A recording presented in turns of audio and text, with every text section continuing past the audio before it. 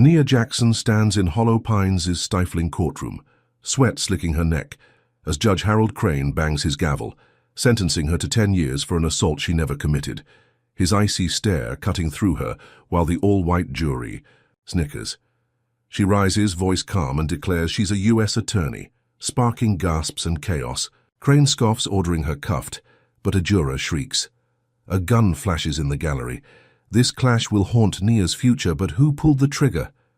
Before we dive in, tell us where you're watching from, and if you stand for justice, hit like and subscribe, because tomorrow's explosive episode is one you can't miss.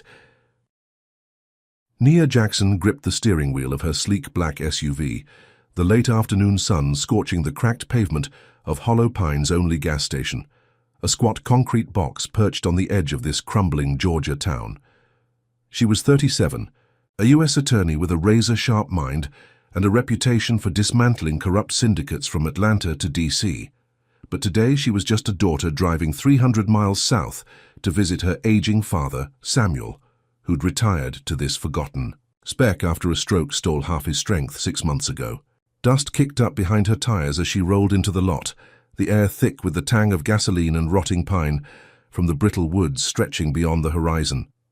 Her GPS chirped 20 minutes to his trailer, a tin-roofed relic he'd bought cheap off a foreclosure list, and she exhaled, adjusting her sunglasses against the glare bouncing off the rusted pumps. Her short braids brushed her shoulders as she stretched her neck, cramped from hours on I-95, and she glanced at the fuel gauge hovering just above empty. Hollow Pines wasn't her scene. Too small, too steeped in a past that clung like damp rot. But Samuel had begged her to come, his voice crackling over the phone with a frailty that twisted her gut. Family was family, and she'd promised him a weekend away from the grind of federal cases, a chance to sit on his sagging porch and sip sweet tea like they used to when she was a kid, dreaming of law school. She eased the SUV beside Pump 3, the gravel crunching under her wheels, and killed the engine, the silence swallowing the hum of the highway she'd left 30 miles back. The station was a grimy shell, its windows smeared with years of neglect, the faded sign overhead reading Holt's Fuel in chipped red letters that peeled like sunburned skin. Nia stepped out, her polished black heels clicking sharp against the uneven ground, her navy blazer tailored snug over her lean frame, a stark contrast to the faded denim and grease stains of this backwater pit. She slung her purse over one shoulder, smoothing the fabric of her slacks, and took a steadying breath, the heat pressing down like a fist. She'd fill up, grab a bottle of water, and be at Samuel's before dusk painted the sky purple. Simple enough, she thought, until her eyes caught movement near the station's splintered wooden bench, where 2 white men lounged, their styrofoam cups sweating in the humidity, their faded caps tilted back to reveal weathered faces etched with boredom and something darker. The bigger one, a bear of a man with a scruffy beard and a gut spilling over his belt, nudged his wiry companion, whose sunken eyes tracked Nia like a hawk sizing up prey. She felt their stares crawl over her, prickling her skin as she popped the gas cap and reached for the nozzle. "Look at that," the bearded one muttered, loud enough to carry across the lot, his voice thick with a drawl that dripped disdain. "'Tain't from around here, that's for damn sure."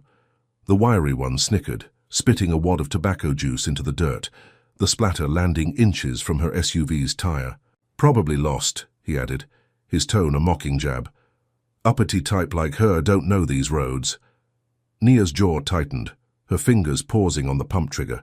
She'd heard worse, faced down cartel lawyers and crooked cops who'd slung every slur in the book. But this was different, raw and unfiltered, the kind of hate that festered in places like Hollow Pines, where time hadn't moved since the 60s. She shook it off, sliding her card into the reader, the machine, beeping as it approved $20 of unleaded. She wasn't here to pick fights, just to get gas and go. But the weight of their eyes bore into her, a silent dare she couldn't quite ignore. The pump clicked on, fuel gurgling into the tank, and Nia strode toward the station's entrance, her heels snapping against the pavement, with a rhythm that cut through the stillness. The men's muttering grew louder, their words slithering after her, but she kept her head high, her legal mind already filing it away as petty noise. Inside, the air hit her like a slap, heavy with the stench of motor oil and stale cigarettes. the fluorescent lights buzzing overhead like a swarm of flies. Behind the counter stood Vernon Holt, the owner, a wiry white man in his 50s, his buzz-cut hair greying at the temples, his scowl carved deep into a face weathered by sun and spite. His plaid shirt hung loose, stained with grease streaks, and his pale eyes flicked up as she approached, narrowing into slits that screamed trouble before she even opened her mouth. A white guy in a faded denim jacket stood at the counter, fumbling, with a wad of crumpled bills to buy a pack of Marlboros, his boots scuffing the linoleum as he shuffled aside. Nia waited, her $20 bill crisp in her hand, expecting Vernon to finish the transaction and turn to her, but when the denim guy slunk off, Vernon pivoted away, pretending to shuffle a stack of yellowed receipts like she wasn't even there. "Excuse me," Nia said, her voice calm but edged with steel, the kind she used to silence courtroom bluster. "I need to prepay for pump 3. Vernon didn't look up, just grunted, a low rumble in his throat, and flicked a hand as if swatting a fly. "Hold your horses," he muttered, his drawl lazy but laced with venom. Nia blinked, patience thinning like a frayed thread, and stepped closer, placing the bill on the counter with a deliberate tap. "I've been waiting," she said, her tone still even. "Can you ring me up?"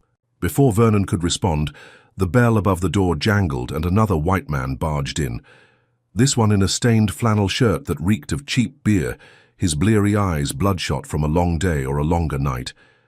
He shoved past Nia, his elbow clipping her shoulder hard enough to knock her into a rickety display of beef jerky, the plastic bags rattling as they hit the floor. He slapped a crumpled 10 on the counter, barking, "Vernon, get me some chew, quick now," his voice a slurred demand that ignored her entirely. Nia's breath caught, disbelief sparking into a slow burn of anger as she steadied herself, brushing dust off her blazer. "I was here first," she said, locking eyes with Vernon, her words clipped and pointed. "You saw me standing here." Vernon finally met her gaze, his lips curling into a sneer that bared yellowed teeth, his face flushing red as if her presence was a personal insult. "He's a regular," he snapped, jabbing a finger at the flannel guy. "You ain't. Wait your turn." The flannel guy chuckled, leaning on the counter like he owned the place, his sour breath wafting toward her. "Yeah, lady, don't make a fuss," he slurred, his smirk daring her to push back. Nia's pulse quickened, heat rising in her chest. But she kept her voice steady, years of courtroom battles honing her control. "Regular or not," she said, each word a measured strike. "I'm a customer. I'd appreciate you finishing with me first." Vernon's sneer twisted tighter, his hand slamming the counter so hard the jar of pennies beside the register rattled, the clink echoing in the cramped space. "You don't belong here, girl," he spat, the word girl landing like a slap, dripping with venom that made the air curdle. "Take your money and your attitude somewhere else." Outside, the two men on the bench perked up, craning their necks to peer through the smudged glass, their grins widening as the scene unfolded. Nia squared her shoulders, her legal mind kicking into overdrive, cataloguing every detail. The slur, the shove, the refusal of service. She wasn't about to let this slide. "I'm asking for fair treatment," she said, her voice rising, each syllable a chisel against his smug facade. "That's not a lecture, it's a fact." Vernon's face darkened, his pale eyes glinting with malice as he leaned forward, his voice dropping to a guttural hiss. "Fair? You don't get to demand nothing in my store. You're causing a scene and I don't take to that." The flannel guy smirked wider, egging him on. "She's trouble, Vernon," he muttered, loud enough for her to hear. "Bet she's one of them city types, thinks they run everything." Nia's blood boiled, the casual racism igniting a fire she'd tamped down too many times before. She slid another 20 onto the counter, her fingers steady despite the fury clawing her insides. "Pump 3, she said, her voice like steel, daring him to refuse again. Vernon snatched the bills, his knuckles whitening, but instead of ringing her up, he grabbed the phone from under the counter, his lips twisting into a cruel grin. "No, you're done here," he said, dialing with exaggerated slowness. "I'm calling the law. Loitering and mouthing off ain't welcome." Nia's heart pounded, disbelief warring with outrage as she stood her ground, her blazer sleeve brushing the counter's chipped edge. "Loitering," she shot back, her tone sharp enough to cut glass. "I'm trying to pay for gas." Vernon ignored her, muttering into the receiver. "Yeah, Roy, got a problem at the store. Come quick." The bell jangled again, and in strode Deputy Roy Tanner, a wiry man in his 40s, his khaki uniform crisp despite the sweat stains under his arms, his badge gleaming like a trophy on his chest. His boots thudded on the linoleum, his hand resting on the holster at his hip, and his blue eyes locked onto Naya with a cold glint that promised trouble. Vernon pointed at her like she was a stray dog caught rummaging trash. "She's harassing." "Me, Roy," he lied, his voice oily with fake grievance. "Won't leave when I told her to." Nia stepped forward, hands raised to keep the peace, her composure a shield against the rising storm. "That's not true," she said, her words firm and clear. "I was trying to prepay for gas, and he refused to serve me." Tanner's lip curled, cutting her off with a gruff bark. "ID now," he ordered, his tone leaving no room for debate. She froze, her instincts screaming trap, years of legal training flashing warning lights in her skull. "I haven't done anything wrong," she said, her voice rising a fraction. "Why do you need my ID?" His expression hardened, his hand twitching toward his gun. "You're causing a disturbance," he growled. "Show it or I'm taking you in." Nia's mind raced, cataloguing the power play. No probable cause, no crime, just pure bias flexing its muscle. She saw the two men outside, grinning through the glass, Vernon's smug nod egging Tanner on, and knew arguing would only tighten the noose. She reached into her purse, pulled out her driver's license and handed it over, her fingers steady despite the tremor in her gut. Tanner barely glanced at it before barking, "Turn around, hands behind your back." Her stomach dropped, shock crashing over her like ice water. "For what?" she demanded, her voice spiking with defiance. "Disturbing the peace," he snapped, yanking cuffs from his belt, the metal glinting under the buzzing lights. "And resisting if you don't comply right now." Every fiber of her screamed to fight, to recite statutes and case law, to tear this sham apart. But Tanner's hand hovered over his holster, and the air thickened with threat. She'd seen this in depositions, small-town deputies bending laws to crush anyone who didn't fit their mold. But living it was a gut punch she hadn't braced for. She turned, jaw clenched tight, as the cold steel snapped around her wrists, the click echoing like a gavel's fall. "I'm an attorney," she said, voice steady despite the tremor shaking her core. "You're making a mistake." Tanner smirked, shoving her toward the door, his grip bruising her arm. "Tell it to the judge, sweetheart," he sneered. "I ain't no lawyer helping you here," Vernon chuckled, leaning against the counter as Tanner marched her out, the two men on the bench hooting like it was a damn parade. The sun dipped lower, casting long shadows across the lot as Tanner shoved her into his cruiser, the door slamming shut with a thud that rattled her bones. Through the window, she caught Vernon's satisfied grin, the bearded man's low laugh, rumbling loud enough to pierce the glass. "Should have kept her mouth shut," he muttered, spitting another wad of tobacco as the engine roared to life.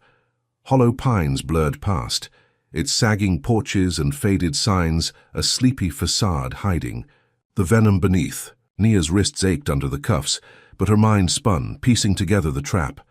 A refused sale, a planted fight, and now a deputy's word against hers. This wasn't just a bad stop. It was the opening salvo in a war she'd never signed. Up for. One that would test every ounce of her will before the sun rose again. Nia Jackson sat rigid in the back of Deputy Roy Tanner's cruiser, the cuffs biting into her wrists as the Hollow Pines Sheriff's Station loomed ahead, a squat brick building with chipped paint glowing faintly under a flickering street lamp. The late afternoon sun had dipped below the horizon, leaving the sky a bruised purple, and the air inside the car reeked of stale sweat and Tanner's cheap cologne, a cloying mix that churned her stomach. Her navy blazer was wrinkled from the rough arrest at Holt's Fuel, her braids tangled where Vernon's shove had knocked her into the jerky display, and every jolt of the uneven road sent a fresh stab of anger through her chest. She was 37, a U.S. attorney who'd faced down kingpins and corrupt judges, but here she was, cuffed like a common thug over a $20 gas fill-up, her license still clutched in Tanner's meaty paw as he whistled a tuneless melody that grated on her nerves. The station's double doors swung open as he yanked her out, his grip bruising her arm through the fabric of her sleeve, and marched her inside, his boots thudding on the cracked asphalt with a rhythm that promised more trouble than she'd bargained for on this quiet trip to see her father. The fluorescent lights buzzed overhead, casting harsh shadows across the station's scuffed linoleum floor, a faded checkerboard of black and white that mirrored the town's unspoken rules. Nia's heels echoed in the empty lobby, each click a defiant beat against the silence, her mind racing to catalogue every detail. Tanner's smirk, Vernon's lies, the two locals' leers still burning in her memory. She'd been in stations like this before, but always on the other side, prosecuting cases with a briefcase in hand, not shackled like prey. Tanner shoved her toward a metal desk bolted to the wall, its surface scratched with initials and curses from decades of detainees, and barked, "Sit!" his voice a low growl as he tossed her license onto a pile of coffee-stained reports. She complied, her posture stiff, refusing to let him see the tremor in her hands as the cuffs rubbed her skin raw. The door to the sheriff's office creaked open, and out lumbered Sheriff Amos Brandt, a hulking figure whose khaki uniform stretched tight over a barrel chest, his buzzed grey hair glinting under the light like steel wool. A Confederate pin gleamed on his collar, a badge of pride that made Nia's stomach twist, and his hazel eyes locked onto her with a mix of contempt and amusement, sizing her up like a hunter eyeing a trapped deer. "What's this mess Tanner's dragged in?" Brandt drawled, his southern twang thick as molasses, his meaty hands resting on a belt weighed down by a holstered pistol and a ring of keys that jangled with every step. Tanner straightened, puffing out his chest like a kid eager for praise. "Caught her causing trouble at Vernon's," he said, his smirk widening. "Says she's some big-shot lawyer, but get this. Vernon claims she assaulted him. Got witnesses, too." Nia's breath caught, disbelief crashing into fury as she rose halfway from the chair, her voice cutting through the stale air. "That's a lie," she said, her tone steady despite the heat flaring in her chest. "I never touched him. Vernon refused me service, called me slurs, and shoved me first." Brandt tilted his head, studying her like she was a specimen under glass, his lips curling into a faint grin that showed teeth yellowed by years of tobacco. "Assault, huh?" he mused, his voice dripping with mock curiosity. "Vernon's a good old boy, been here forever. You, though, you're just passing through, stirring up mess." He stepped closer, his bulk towering over her, the faint scent of sweat and gun oil rolling off him as he leaned in, his shadow swallowing the light. "Tell you what," he said, his voice dropping low, "you're in my house now, and I don't take kindly to outsiders mouthing off." Nia's pulse spiked, outrage simmering beneath her calm exterior, but she saw the trap snapping shut. Tanner's false report, Vernon's word, and now this sheriff's unspoken threat. She needed leverage, something to turn this around before it spiraled deeper. Her fingers brushed the edge of her blazer pocket where her phone sat, a slim lifeline she'd kept silent since the gas station. "I want my lawyer," she said, her words sharp and deliberate, testing his reaction. "That's my right." Brandt's grin vanished, his face darkening as he slammed his fist against the desk, the impact rattling the metal chair beneath her and sending a pen skittering to the floor. "Rights?" he roared, his voice bouncing off the cinder-block walls. "Ain't no rights for your kind here. You assaulted a man, and I'm betting you're dumb enough to make it worse."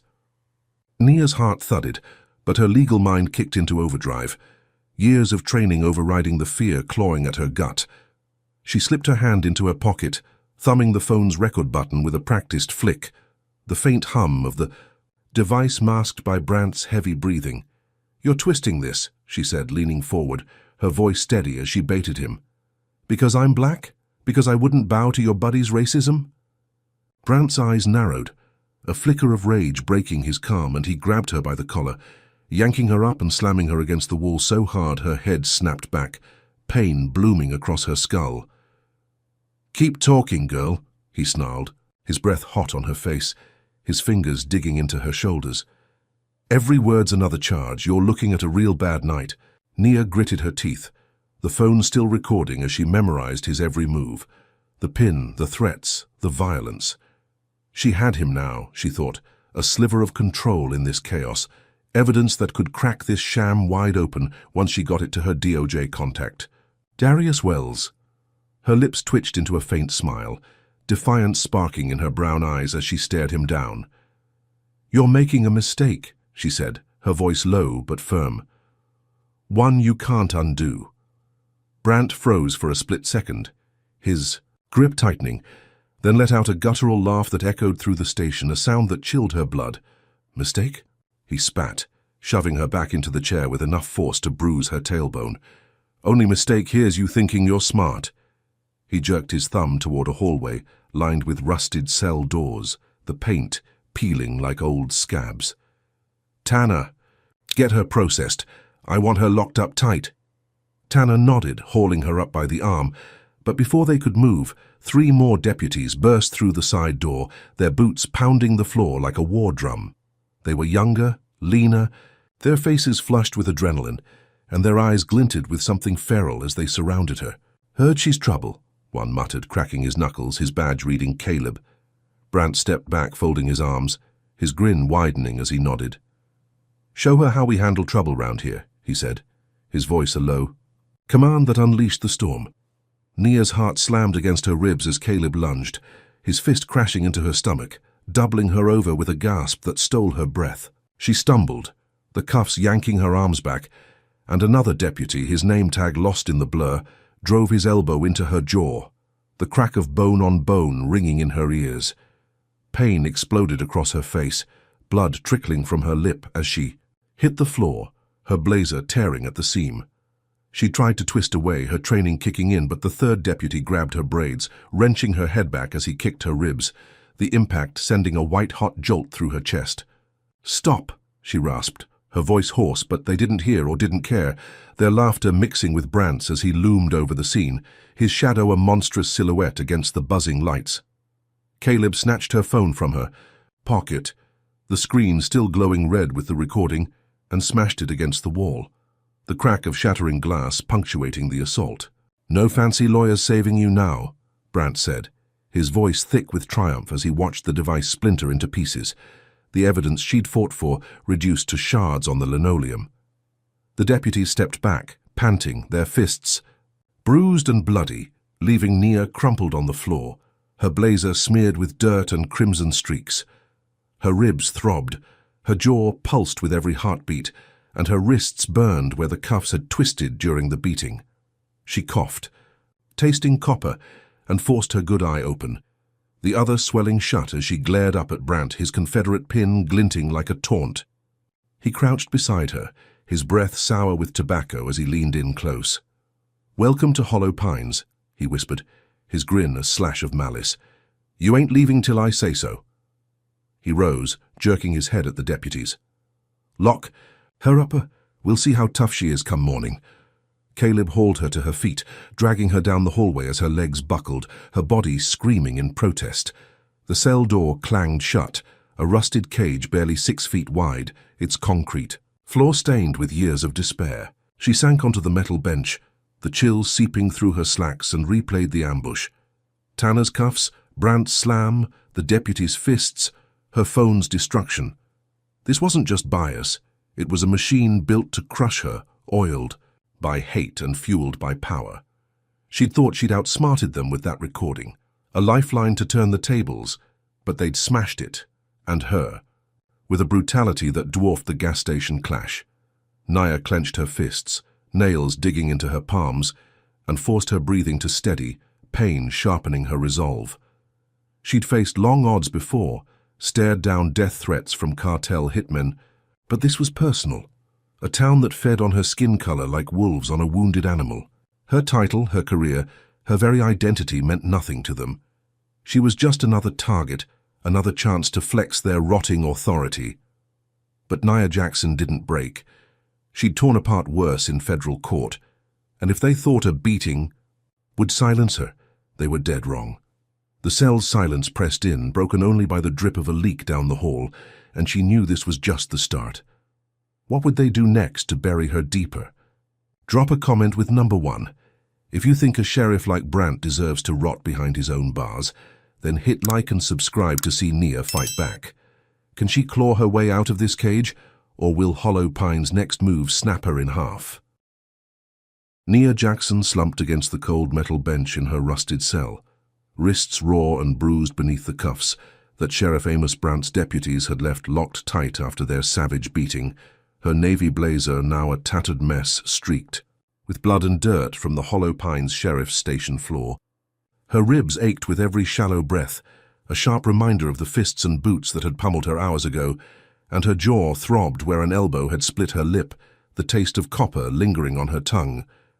The cell's flickering bulb cast a sickly yellow glow over the stained concrete, its 6-foot width closing in like a coffin. But her mind burned sharp, replaying Brandt's threats and the shattered remains of her phone, her one shot at evidence now dust. Dawn crept through a barred slit high on the wall, painting the peeling paint in faint streaks of grey, and the distant clang of boots jolted her upright, her swollen left eye squinting as Deputy Caleb's lanky frame filled the doorway, his knuckles still red from her blood. He smirked, twirling a keyring, and barked, "Time to move, Princess," his voice a taunt as he yanked her up, her legs wobbling, but her spine stiffening with defiance. Caleb dragged her down the mildew-stinking hallway, her heels scraping the linoleum as she fought to keep pace, pain flaring through her battered frame with every step. The station buzzed with early morning activity, deputies sipping coffee from chipped mugs, their laughter cutting through the hum of a radio spitting static, and Brandt loomed near the exit, his hulking figure dwarfing the desk where her license still sat among crumpled reports. His Confederate pin glinted as he nodded at Caleb, his hazel eyes flicking over her like she was trash to be swept away. "Court's waiting," he said, his drawl thick with menace. "Judge Crane don't like delays." Nia's stomach twisted, her legal mind screaming trap, but she kept her face stone cold, refusing to give him the flinch he craved. They shoved her into a cruiser, the vinyl seat sticking to her torn slacks, and the short drive blurred past Hollow Pine's sagging porches and faded storefronts, the town waking to a day already rigged against her. The courthouse loomed ahead, a crumbling brick relic of old Georgia money, its facade stained with decades of neglect, the steps flanked by 2 white men in overalls who spat tobacco and grinned. As Caleb hauled her inside, the lobby smelled of mildew and wax, its wooden benches worn smooth by years of waiting, and Nia's wrists burned as the cuffs cut deeper, her blazer sleeve snagging on a splintered rail as they pushed her into a packed courtroom. The air was thick with the scent of sweat and polished wood, sunlight slanting through dusty windows to illuminate a sea of weathered faces, mostly white, their murmurs buzzing like hornets over a kicked nest. Nia stood at the defendant's table, smoothing her blazer as best she could, her braids matted with dried blood, and scanned the room with her good eye, cataloguing the players in this sham. Judge Harold Crane presided from a high bench, his thinning grey hair slicked back, his cold blue eyes barely glancing her way, a man in his 60s whose lined face spoke of unchallenged power. Beside him, Prosecutor Travis Boone adjusted his tie, a wiry white man in his 40s with a sharp jaw and a grin too tight to trust. At her side slouched Eli Cobb, her public defender, a disheveled drunk with bloodshot eyes and a suit that reeked of stale whiskey, his breath a sour cloud as he muttered incoherently. Crane banged his gavel, the crack silencing the room, and drawled, "Case number 842, State versus Nia Jackson." His voice flat with disinterest as he flipped through a folder, papers rustling like dry leaves. "Charges of assault resisting arrest. Let's make this quick." Travis rose, exuding a slick confidence, his voice smooth as he addressed the bench. "Your Honor, the defendant attacked Vernon Holt, a respected local, with intent to harm, resisted Deputy Tanner's lawful arrest.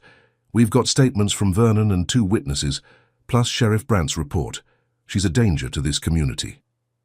Nia's stomach twisted, the lies stacking like bricks, but she kept her expression steady, her legal training a lifeline in this cesspool. Eli mumbled something about pleading out, fumbling with a notepad stained with coffee rings, then sank back into his chair, wiping sweat from his brow with a trembling hand. Nia shot him a glare, realizing he was useless, a prop in this farce, and stood, her voice slicing through the murmurs like a blade. "For Your Honor, I'll represent myself," she said, her tone firm, ignoring the jury's gasps. 12 white faces already set against her, their eyes hard with prejudice. Crane raised an eyebrow, smirking faintly as he leaned back. "Bold. Move," he said, his voice dripping with condescension. "Go on, then."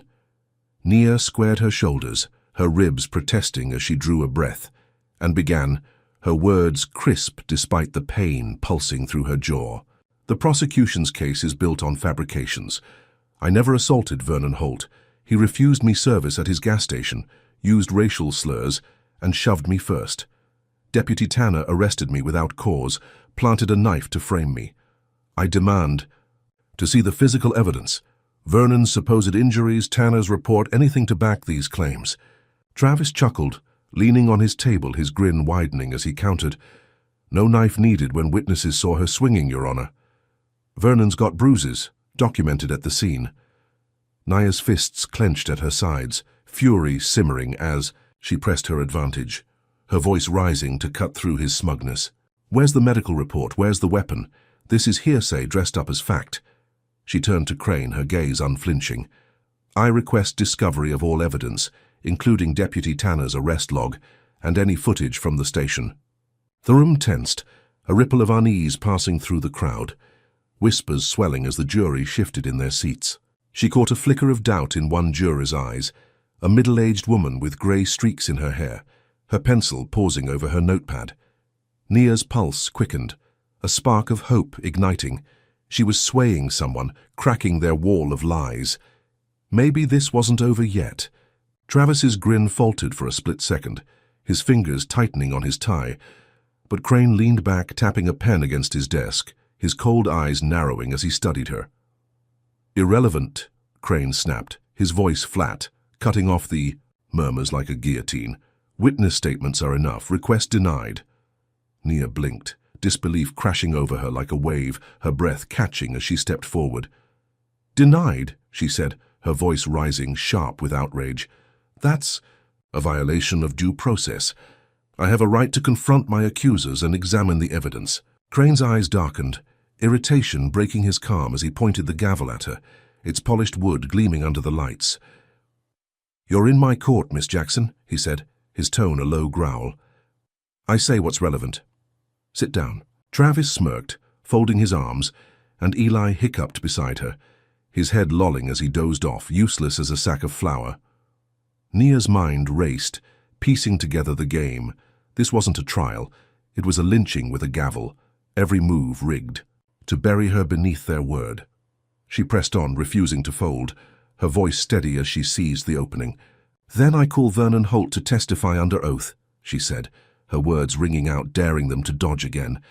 "Let's hear his story firsthand." The crowd shifted, whispers swelling into a low roar, and Travis's grin slipped, his eyes darting to Crane as he scrambled. "Vernon's unavailable, Your Honor," he said, recovering fast. "Recovering from his injuries. His sworn statement stands." Nia seized the crack, her tone cutting like a whip. "Unavailable? Convenient. If he's too hurt to testify, where's the doctor's note? This is a pattern of evasion." The grey-haired juror frowned, scribbling again, and Nia's chest tightened with a flicker of triumph. She was rattling them, exposing their flimsy house of cards. Crane slammed his gavel, the sound sharp enough to make Eli flinch awake, his bleary eyes blinking in confusion. "Enough," he barked, his voice a thunderclap. "I've heard plenty." "Prosecution, proceed." Nia sat, her pulse pounding, knowing she'd forced them to squirm, but the jury's blank stares told her it might not matter. Travis called Tanner as his first witness, the deputy swaggering to the stand, his badge glinting as he lied through his teeth. "Saw her swing at Vernon myself," he said, his voice steady. "Resisted me too. Had to cuff her hard." Nia stood for cross-examination, her questions slicing through his bravado. "Where's your body cam footage, deputy? Why no photos of Vernon's bruises?" Tanner shrugged, smirking faintly. "Cam was off. Don't need pictures when I saw it." She pressed harder, her voice a steel edge. "You saw me with a knife?" "Describe it." He faltered, mumbling, "Standard 1 metal." And the grey-haired juror's frown deepened, her pencil scratching furiously. Crane cut her off, his gavel hovering. "That's enough, Miss Jackson," he snapped. "Next witness." The trial dragged on, a parade of lies from Tanner and one of Vernon's bench cronies who claimed she'd yelled threats, his tobacco-stained, teeth flashing as he grinned. Nia dismantled each story, pointing out contradictions, her legal mind ablaze against their blunt force, but Crane overruled every objection, his rulings a wall she couldn't breach. Eli snored softly beside her, and the crowd's murmurs grew smug, sensing her defeat.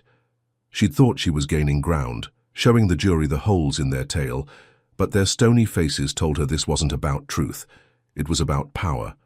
And Hollow Pines' power didn't bend for her. As the sun dipped lower, casting long shadows through the windows, Crane leaned forward, his voice a low growl. "We'll wrap this tomorrow," he said, his eyes glinting with finality. "Prosecution rests." Travis nodded, satisfied, and Caleb shot her a wink from the back as Brant loomed near the door, his hulking frame a silent promise of worse to come. Nia sat, her hands trembling with suppressed rage, knowing the verdict was a formality, but she'd planted seeds, shaken their confidence. She'd exposed Vernon's absence, Tanner's lies, and Crane's bias, and that was something. They thought they'd silence her, but she was just warming up. Then Crane cleared his throat, his voice cutting through the fading murmurs. "Court's adjourned," he said, rising, "but we've had a threat reported. Everyone out." The room erupted, deputies ushering the crowd through the exits, their boots pounding as Nia's heart sank. This was no adjournment. It was a setup. Caleb and another deputy grabbed her arms, their grips bruising as they dragged her through a side door, down a creaking stairwell to a basement level, the air damp and heavy with the stench of mold. She struggled, her ribs screaming, but they shoved her into a windowless cell, its concrete walls slick with condensation, a single bulb swaying overhead. Brant followed, his boots thudding as he loomed in the doorway, a manila folder in his hands, her case notes snatched from the defendant's table. "You're a problem," he said, his voice low and venomous, pulling a lighter from his pocket. The flame flared, licking the edges of the papers, and he tossed them into a rusted bucket, the fire crackling as it devoured her defense. "You'll disappear before sunrise," he said, his grin a slash of malice as the smoke curled upward, choking the air. Nia lunged forward, her cuffs yanking her back, pain searing through her shoulders as the ashes drifted to the floor. "You can't bury this," she spat, her voice hoarse but unbroken. Brant laughed, stepping closer, his Confederate pin glinting in the firelight. "Watch me," he said, slamming the cell door shut with a clang that rattled her bones. The bulb flickered, plunging her into near darkness, the embers glowing faintly in the bucket as his footsteps faded. She sank against the wall, her blazer smudged with soot, her body a map of bruises, and replayed the trial. Vernon's lies, Crane's rulings, Brant's fists. She'd swayed a juror, rattled their cage, but they'd countered with this. A death. Threat masked as procedure. Her notes were ash, her hope a flicker, and sunrise loomed like a guillotine. This wasn't just a rigged trial. It was a tomb, and they'd sealed her in with no way out. Nia Jackson slumped against the damp concrete wall of the Hollow Pines courthouse basement cell, her wrists raw and bleeding beneath the cuffs that Sheriff Amos Brant had left locked tight, the cold metal biting deeper with every twitch of her battered body. Her navy blazer hung in tatters, smeared with soot from the ashes of her burned case notes, and her slacks clung to her legs, stiff with sweat and grime from the long night since her sham trial. Pain pulsed through her ribs, cracked from the deputy's fists, and her swollen left eye throbbed in rhythm with her racing heart, the right one scanning the dim space lit only by a swaying bulb that cast jagged shadows across the slick floor. The air was heavy with mold and despair, the bucket of charred papers smoldering faintly in the corner, a cruel reminder of Brant's vow to make her disappear before sunrise. Hours had crawled by since he'd slammed the rusted door shut, each tick of an unseen clock a countdown to something worse than the beating she'd endured, and her mind churned, plotting escape routes despite the exhaustion clawing at her bones. She was 37, a U.S. attorney who'd faced death threats in federal cases, but this was a different beast, a small-town machine oiled by hate and ready to crush her for daring to breathe its air. Her good eye caught a glint on the floor, a hairpin she'd lost when Caleb dragged her down the stairwell, its silver curve half buried in the dust near the bench. Nia's breath hitched, a spark of hope piercing the dread as she slid to her knees, her ribs screaming with the effort, and stretched her cuffed hands toward it, fingers trembling as they closed around the slim metal. She'd picked locks before, a trick learned from a DOJ mentor during a sting operation gone sideways, and now it was her lifeline. The cuffs clinked as she twisted the pin into the keyhole, her legal mind steadying her shaking hands, each scrape of metal a whisper of freedom. Sweat beaded on her forehead, dripping onto the concrete, and her braids swung forward, brushing her bruised cheek as she worked, the lock resisting with every turn. Footsteps echoed faintly down the hall, heavy and uneven, a guard pacing the night shift, and her pulse spiked, urging her faster. What if Brant came back before she broke free? The pin clicked, the cuffs snapping open with a soft thud, and Nia rubbed her wrists, red welts pulsing beneath her torn sleeves, relief flooding her chest as she stood, wobbly but alive. She crept to the cell door, its rusted hinges groaning under her touch, and peered through the bars, the hallway a tunnel of shadows stretching toward a stairwell 30 feet away. A single guard slouched at a desk near the exit, his head lolling, a half-empty coffee mug tipping in his hand as snores rumbled from his throat. Nia's heart pounded, her body a wreck of bruises and cuts, but she saw her shot, a narrow window. Dove's silence before the station woke. She eased the door open, the creak swallowed by the guard's next snore, and slipped into the hall, her heels clicking softly as she hugged the wall, every step a gamble against collapse. The stairwell loomed, closer, its metal steps promising escape, and she climbed, her breath ragged, pain searing her side where a boot had landed hours ago. She reached the ground floor, a side exit glowing faintly under an emergency light, and pushed through the cool night air hitting her like a slap as she stumbled into the darkness, stars blotted out by thick clouds rolling over hollow pines. Nia sprinted across the courthouse lawn, her legs burning, the town's sagging rooftops a blur as she darted toward a row of pines 50 yards off, their needles a shield against the station's glare. Her chest heaved, freedom tasting sharp and sweet, a fleeting triumph after the trial's chokehold and Brant's fists. She'd outsmarted them, slipped their cage, and now she could reach her SUV, call Darius Wells at the DOJ, get the feds down here to tear this rotting town apart. She ducked into the trees, pine sap sticking to her torn blazer, and leaned against a trunk, catching her breath, her good eye scanning the shadows for pursuit. The night was still, crickets chirping faintly over the hum of a distant highway, and she let herself believe she'd made it, that sunrise wouldn't find her buried in Brant's trap. Then headlights flared, a truck roaring up the dirt path, flanking the woods, its engine a guttural snarl that shattered the quiet, and Nia's stomach dropped, adrenaline flooding her veins as she crouched low, peering through the branches.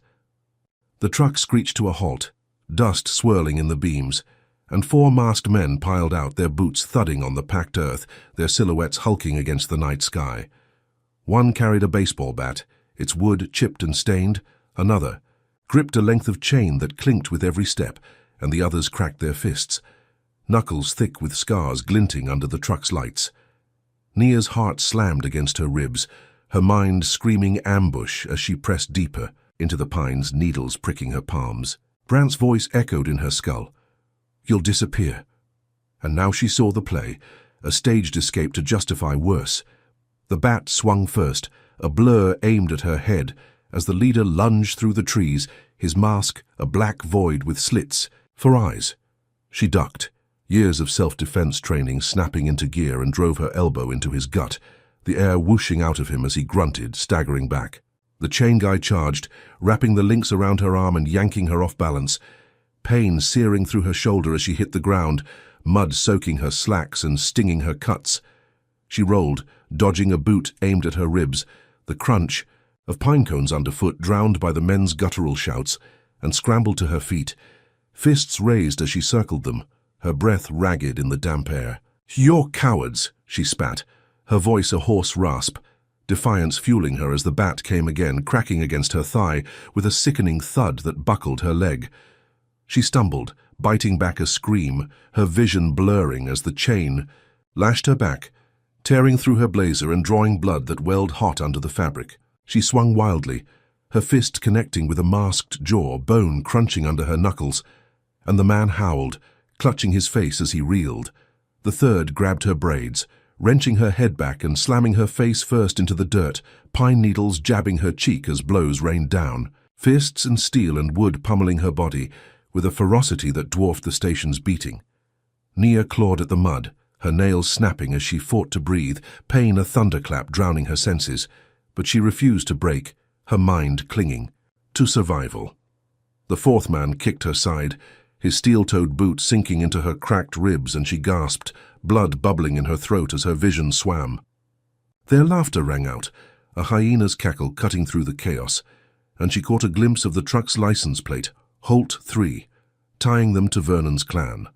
This wasn't random, it was Brant's hired muscle, a death squad to erase her escape. The bat rose again, aimed at her skull, and she rolled, mud slicking her hands as she grabbed a fallen branch, jabbing it into the leader's knee with a crack that dropped him howling. She staggered up, her legs screaming, and broke for the trees, their shouts chasing her as she stumbled deeper into the woods, blood dripping from her lip and soaking her torn sleeve.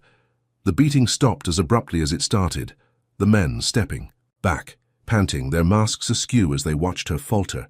Nia collapsed in a ditch 20 yards off, rain starting to fall, cold drops mixing with the blood on her face and washing it into the muck.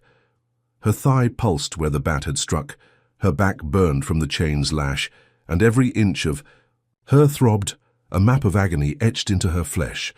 Headlights flared again, not the truck's glare but a cruiser's blue sweep cutting through the night, and she tensed, expecting Brant, but it rolled past, a routine patrol oblivious to her. Ruin. The masked men piled back into their truck, their laughter fading as the engine roared to life, tail lights vanishing into the rain-soaked dark, leaving her half dead in the ditch, mud caking her hands and knees.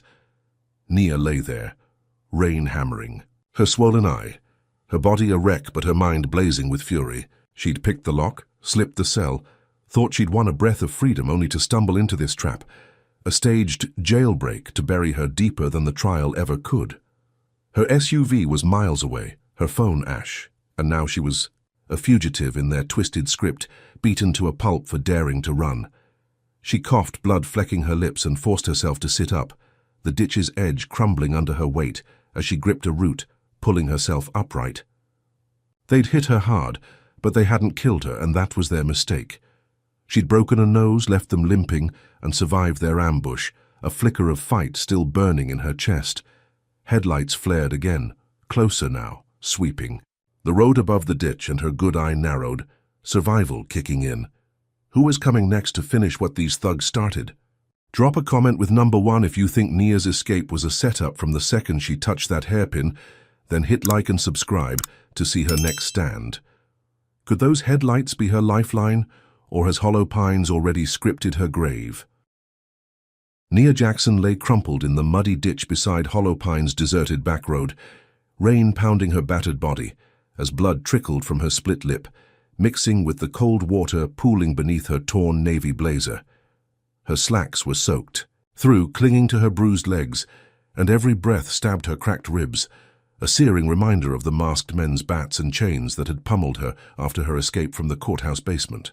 Her swollen left eye throbbed, nearly sealed shut, but her right one darted to the headlights, sweeping closer, cutting through the downpour like a predator's gaze.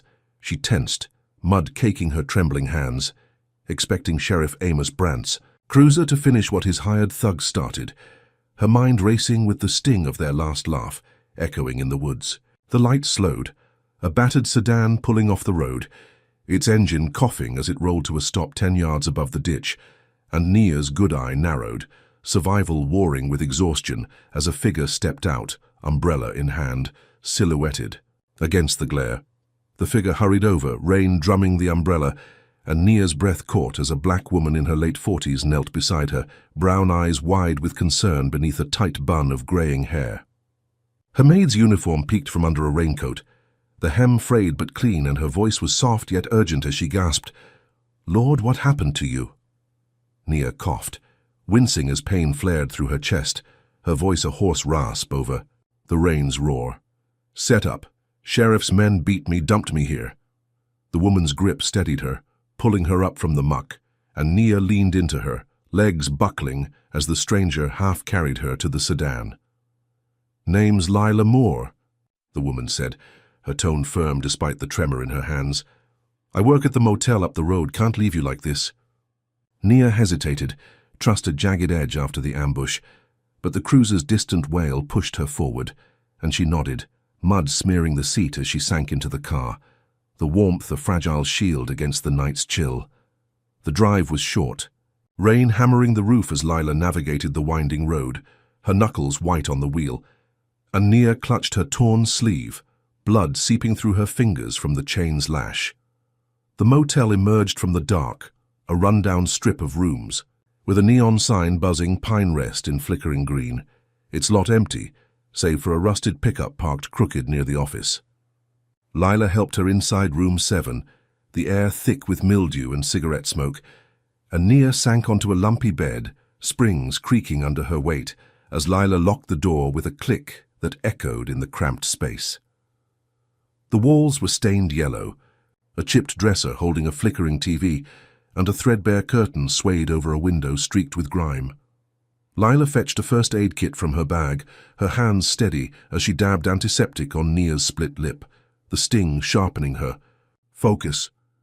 "You're safe here," Lila said, wrapping gauze around a gash on Nia's arm. "I've seen what they do to folks who don't fit their mold. Bastards." Nia winced, the burn of the antiseptic grounding her as she met Lila's gaze. Gratitude, mingling with desperation. "Thanks, Lila," she rasped, her throat raw. "I'm Nia. They're framing me for escaping custody, assaulting deputies. I need to reach my people." Lila nodded, pointing to a rotary phone on the nightstand, its cord tangled like a noose.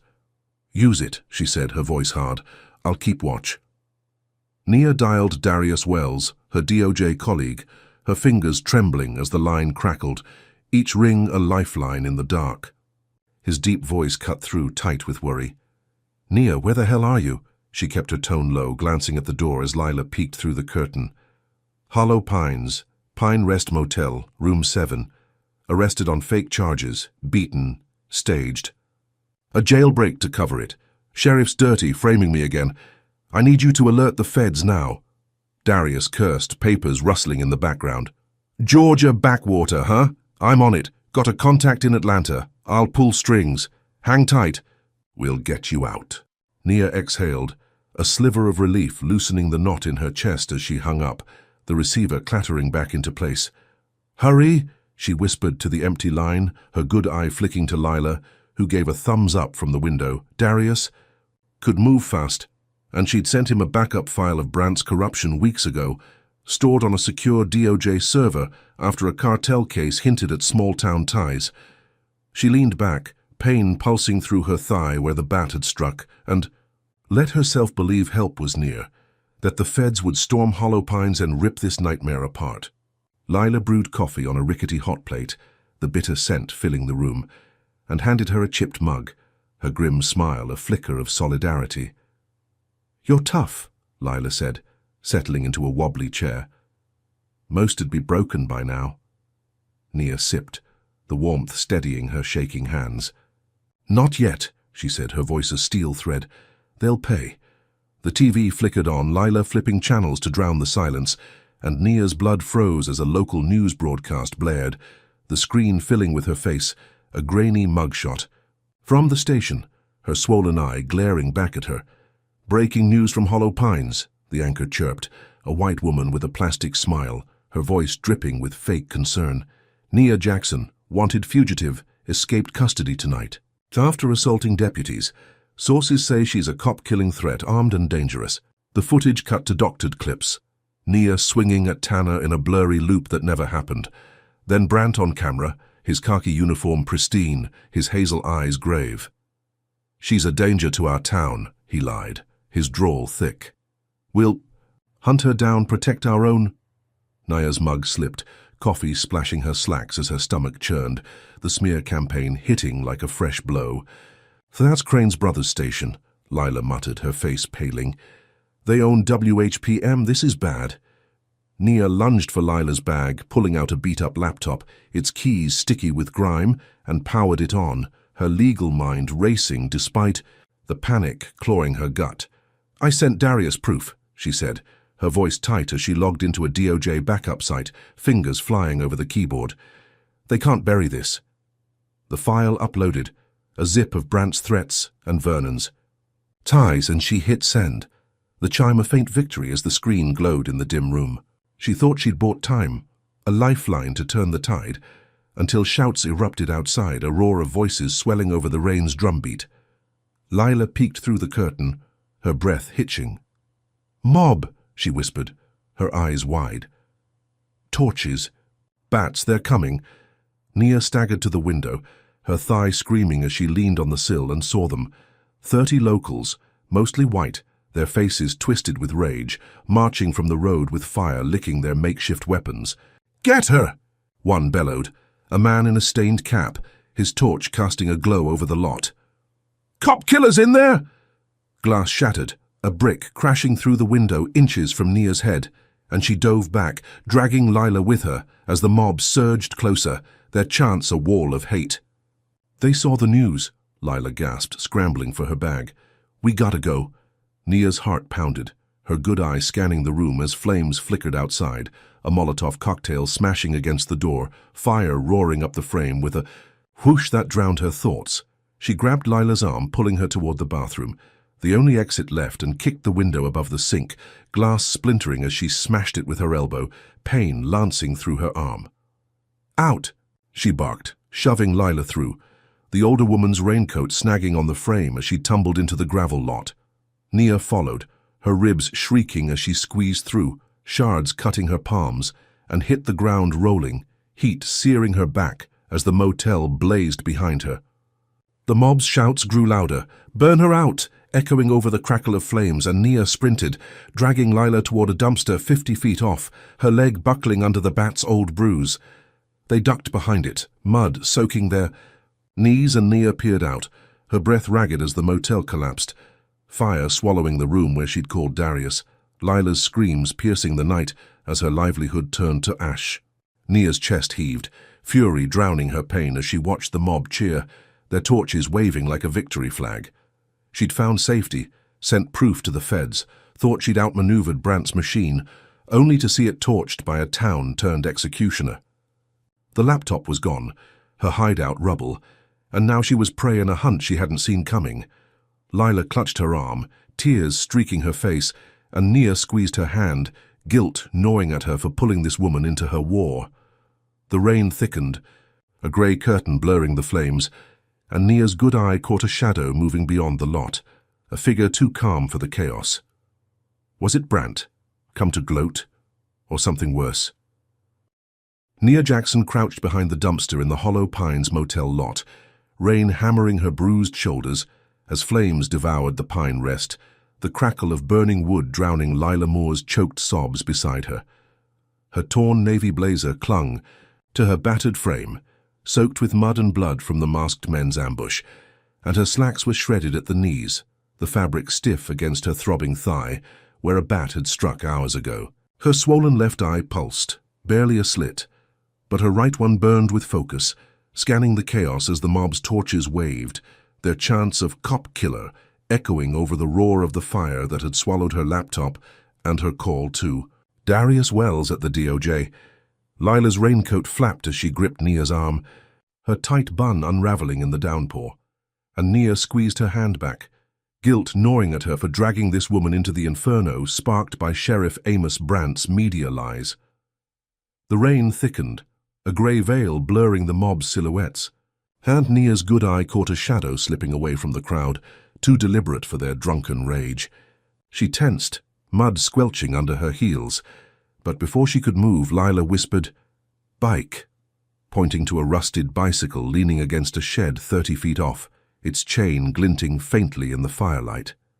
Nia nodded, her ribs screaming, as she pulled Lila up, and they bolted, ducking low as the mob's shouts swelled behind them, a torch arcing through the air to crash against the dumpster with a burst of sparks. She grabbed the bike, its handlebars slick with rain, and shoved Lila onto the seat, swinging her leg over to pedal double, her thigh pulsing with every push. The gravel lot blurred beneath them, tires crunching as she veered onto a back road, the motel's glow fading into a smoldering scar against the night sky. Her breath came in gasps, pain lancing her side where the chain had lashed her back, but she pedaled harder, weaving through hollow pines' twisting lanes, past sagging trailers and boarded-up stores, the mob's roar shrinking with every turn. Lila clung to her waist, her voice trembling over the wind. "They'll hunt us," she said, and Nia gritted her teeth knowing she was right, Brant's news smear turning the town into a noose, tightening around her neck.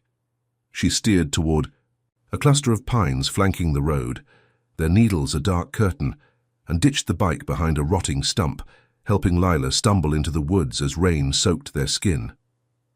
Her good eye spotted a shed 50 yards in, its tin roof sagging under years of neglect, and she kicked the door open, ushering Lila inside. The air was musty, thick with the scent of mold and gasoline from a rusted can in the corner, and a splintered table held a tangle of tools, a hammer glinting among them. Nia sank against the wall, her torn blazer snagging on a nail, and caught her breath, pain blurring her vision as she rubbed her wrists, still raw from the cuffs she'd picked free in the basement cell. Lila slumped beside her, rain dripping from her bun, and pointed to a dusty PC in the corner, its monitor cracked but glowing faintly as she flipped it on. "Library hookup," she muttered, tapping the keys. "Wi-Fi's spotty, but it works." Nia's heart leapt, a flicker of hope piercing the dread as she limped to the machine, her fingers trembling over the keyboard, blood smearing the keys from her cut palms. She logged into a DOJ backup site, her training cutting through the haze, and pulled up a secondary file on Brant's corruption, a dossier she'd compiled after a tip linked Hollow Pines to a trafficking ring she'd busted last year. Names flashed: Vernon Holt, Judge Harold Crane, payoffs buried in shell companies all tied to Brant's badge. She typed a frantic email to Darius, attaching the file, her good eye darting to the shed's cracked window as shadows shifted outside, rain streaking the glass. "Dyer Jackson, Hollow Pines," she wrote, her voice a whisper as she narrated. "Framed, beaten, hunted. Feds needed now. Evidence attached."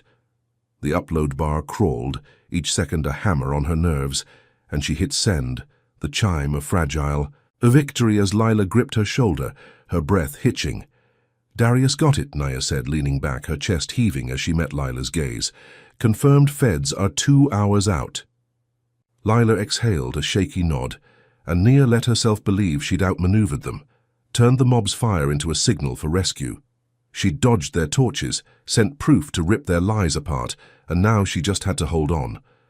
The shed's silence wrapped around them, rain drumming the roof, and Lila rummaged through a crate, pulling out a stale granola bar, splitting it between them. Nia chewed, the dry crumbs sticking in her throat, and flexed her bruised hands, pain sharpening her resolve. 2 hours, she thought, a lifeline she could cling to until a low growl cut the air. Not thunder, but dogs barking, their howls slicing through the woods like a blade. Nia stumbled to the window, her thigh buckling as she peered out and saw them.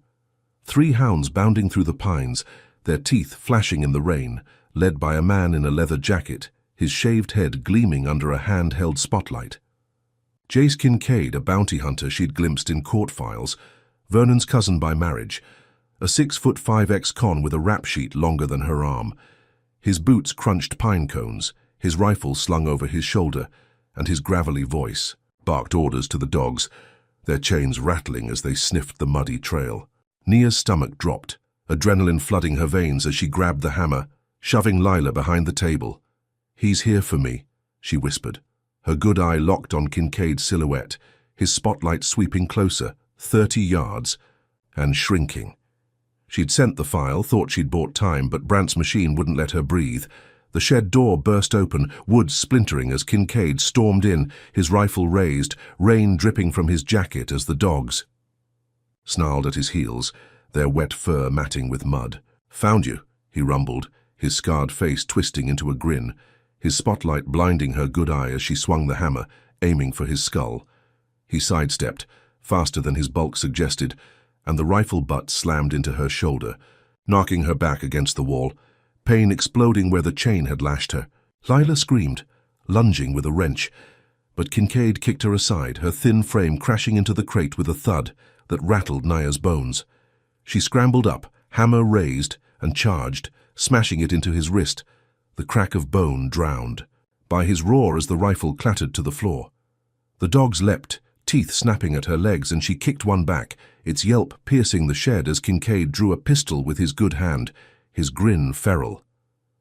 "Brant's paying big," he snarled, leveling the gun at her chest, rain streaking his shaved head. "You're worth more dead."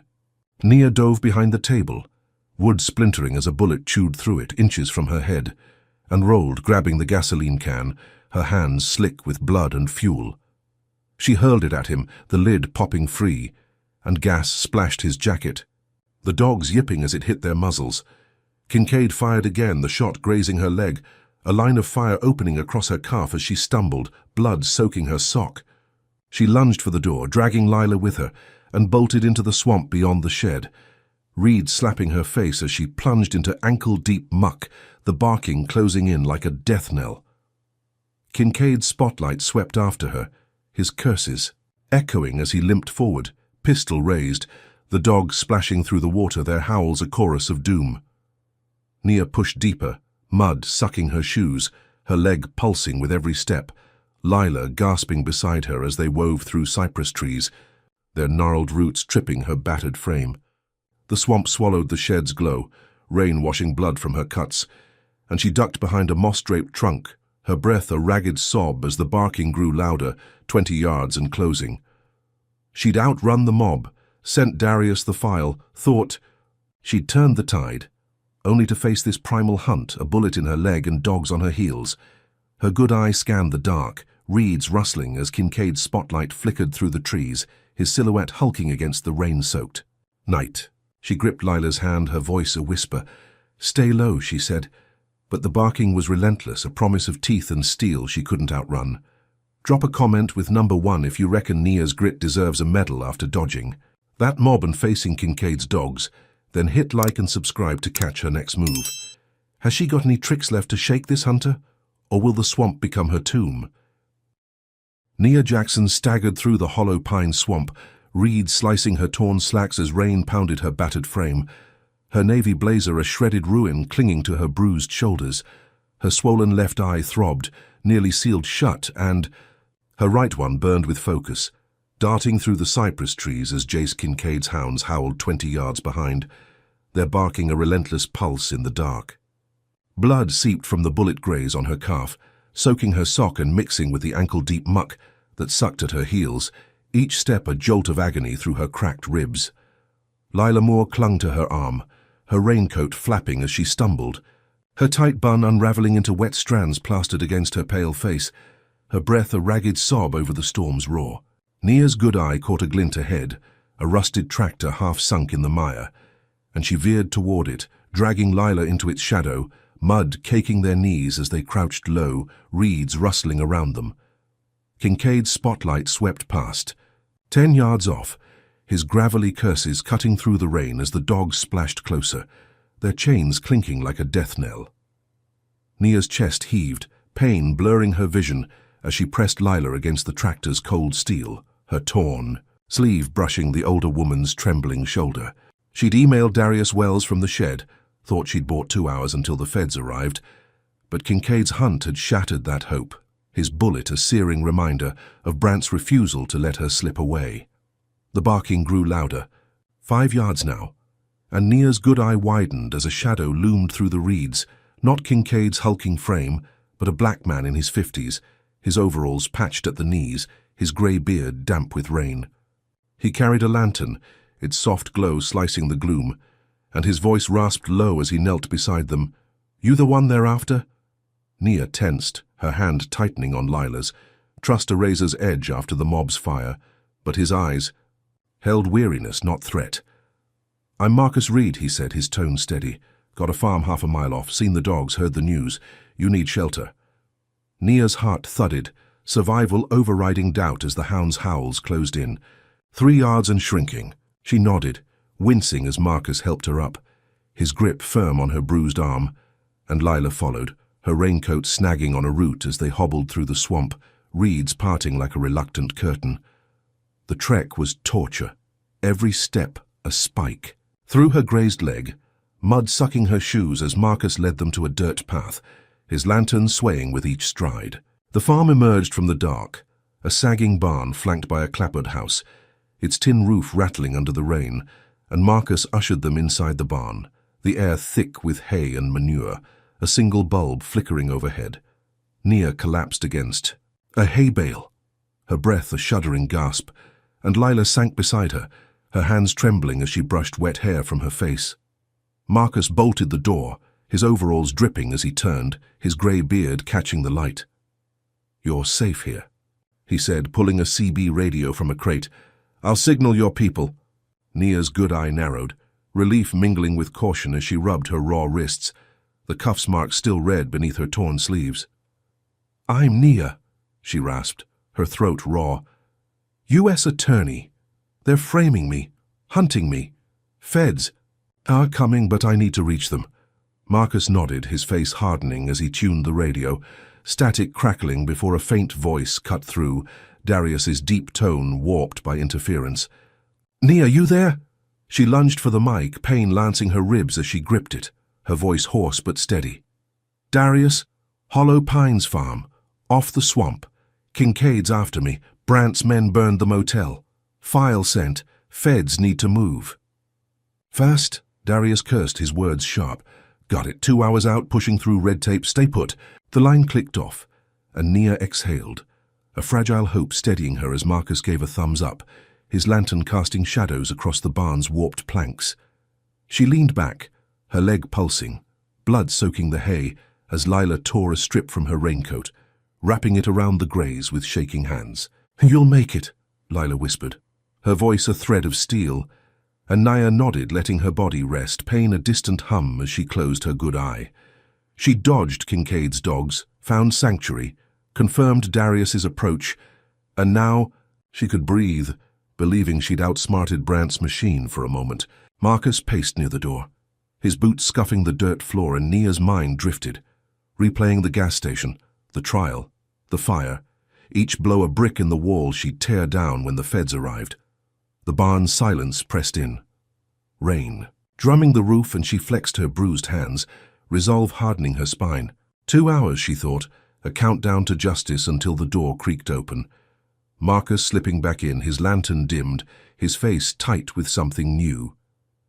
Nia's good eye snapped open as Brant's hulking frame filled the doorway, his khaki, uniform pristine despite the rain, his Confederate pin glinting as he stepped inside, followed by Kincaid, his leather jacket soaked, his wrist swollen from her hammer blow.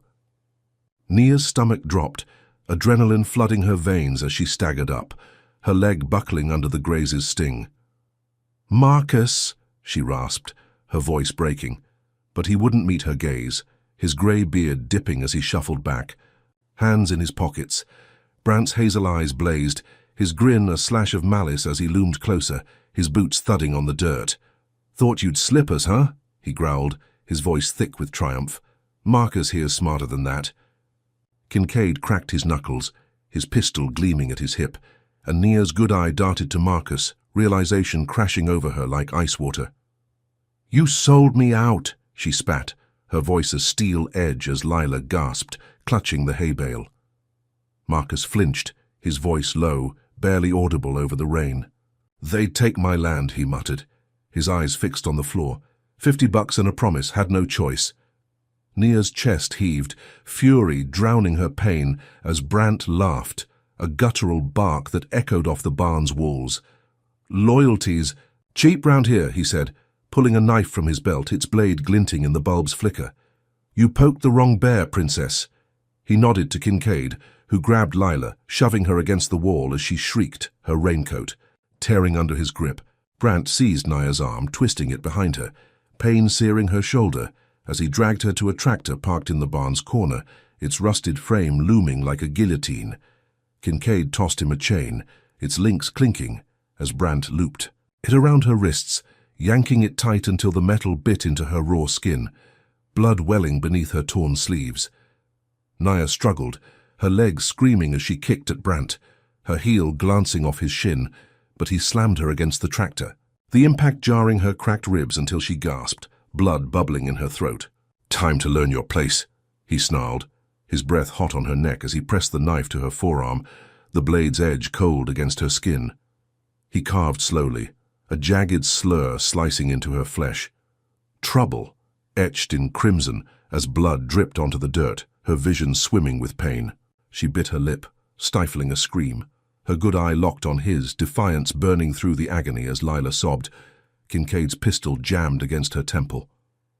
"Feds won't save you," Brant said, stepping back, wiping the blade on his sleeve, his grin widening as he admired his work. "Not tonight." Naya's arm pulsed, blood soaking her slacks as the chain held her fast, the tractor's steel cold against her back. Kincaid released Lila, shoving her to the floor, and she crawled to the hay, her sobs a broken rhythm in the barn's gloom. Nia's mind raced, replaying Marcus's call, the radio's crackle, her fleeting hope of sanctuary now ashes like her motel hideout. She'd trusted him, thought she'd won a breath before the feds arrived, only to land in this trap, her flesh marked by Brant's hate, a betrayal sharper than Kincaid's bullet. Her good eye glared at Marcus. His shoulders slumped as he backed toward the door, and she spat blood onto the dirt, her voice a hoarse rasp. "You're next," she said, her words a vow despite the chain's bite. Brant chuckled, sheathing, the knife as Kincaid loomed beside him, his dogs barking outside, their howls a promise of more. The barn door slammed shut, Marcus slipping out as Brant and Kincaid lingered, their shadows stretching across the dirt floor. Nia's arm throbbed, the slur a burning scar, her body a wreck of bruises and cuts, but her mind clung to Darius, 2 hours out, fighting to reach her. She'd dodged the swamp, survived the hunt, only to be sold out by a man she'd thought was her shield. Brant's knife had carved her flesh, his chain bound her hope, and now she was a prisoner again, worse off than the basement cell. The bulb flickered, casting their grins in stark relief, and Nia flexed her chained hands, testing the links, her spirit refusing to snap. They thought they'd broken her, silenced her fight, but every move they made was a spark she'd turn against them when the time came. Nia Jackson slumped against the rusted tractor in Marcus Reed's barn, her wrists bleeding beneath the chains that Sheriff Amos Brant had cinched tight, the cold metal biting into the raw welts left by her earlier cuffs. Her navy blazer was a tattered rag, soaked with rain and blood from the swamp chase, and her slacks clung to her bruised legs, stiff with mud and crimson from the bullet graze on her calf. Pain seared her forearm where Brant had carved trouble with his knife, the jagged slur pulsing with every heartbeat, and her cracked ribs throbbed as she drew shallow breaths, the barn's musty air thick with hay and the tang of her own blood.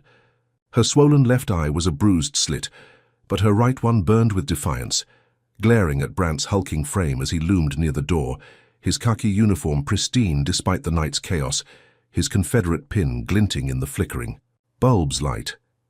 Jace Kincaid stood beside him, his leather jacket dripping, his swollen wrist a testament to her hammer blow, and Lila Moore cowered in the hay, her raincoat torn, her sobs a broken rhythm against the rain drumming the tin roof. Nia's mind churned, replaying Marcus's betrayal, the Fed's 2-hour delay and every blow since the gas station, her spirit a steel thread refusing to snap. Her good eye caught a rusted nail jutting from the tractor's frame, its tip glinting, faintly in the dimness, and she shifted, her chains clinking as she stretched her trembling fingers toward it, pain lancing her shoulder where Kincaid had struck her.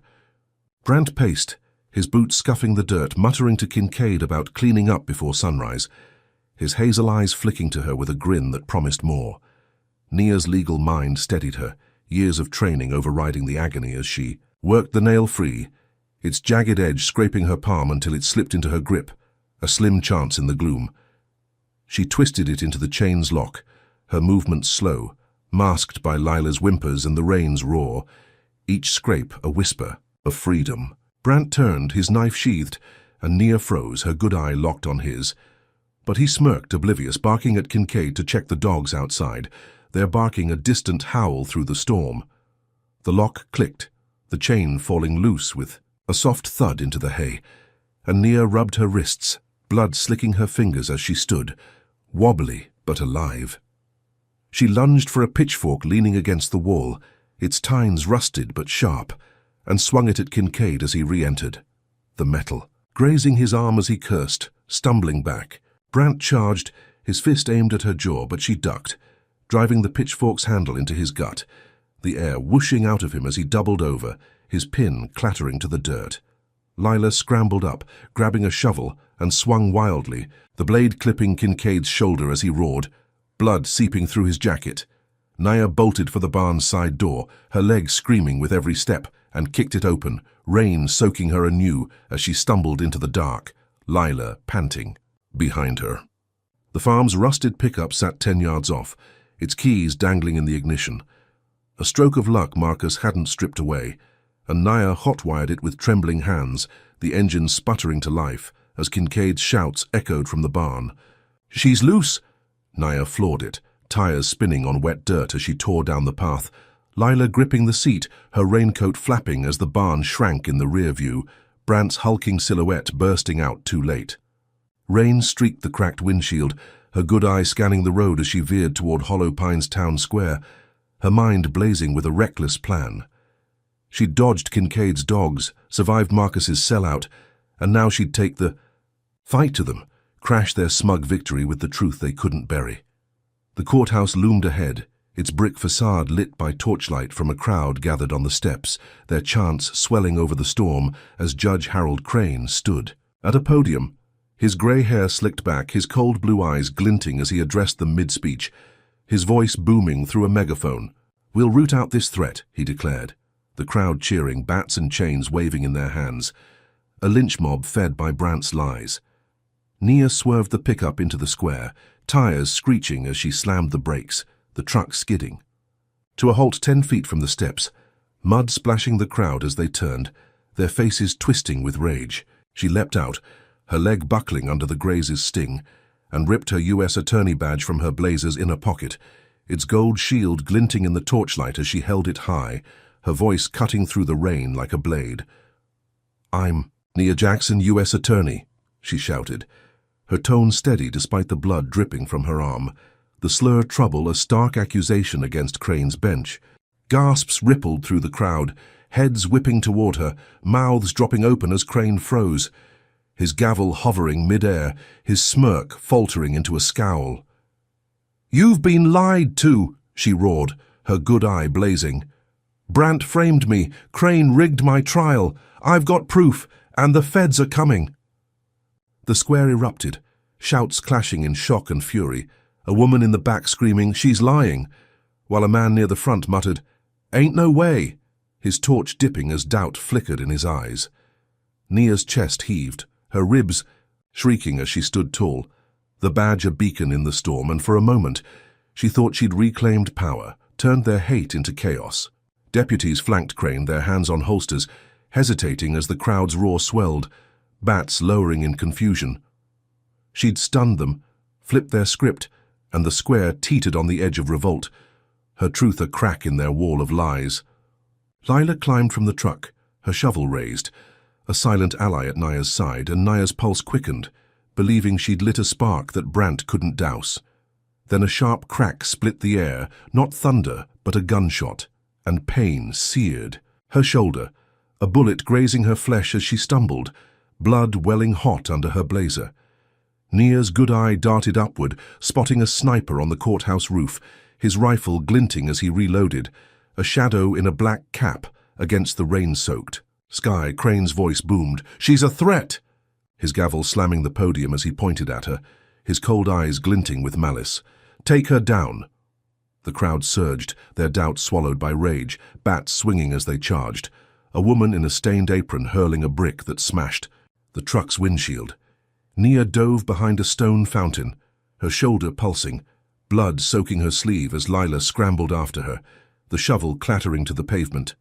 The square spun into a riot, boots pounding, torches arcing through.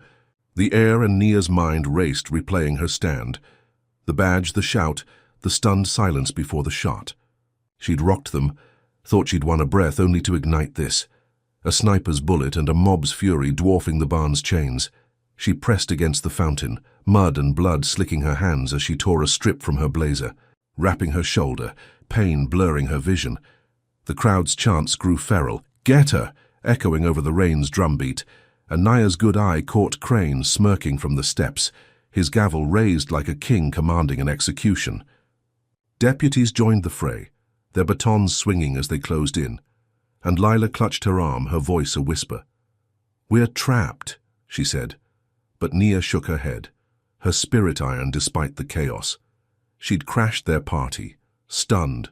Them with her title, and even with a bullet in her shoulder, she'd planted a seed they couldn't uproot.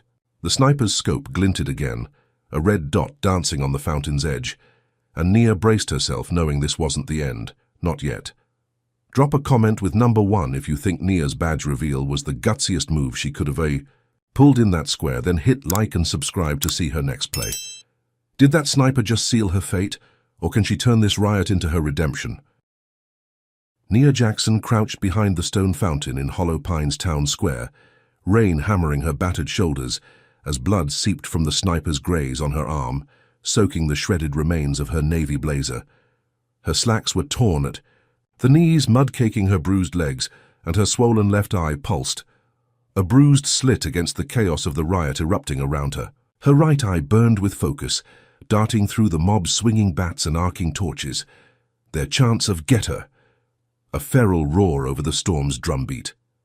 Lila Moore huddled beside her, her raincoat flapping as she clutched the fountain's edge, her tight bun a wet tangle streaking her pale face with grey strands.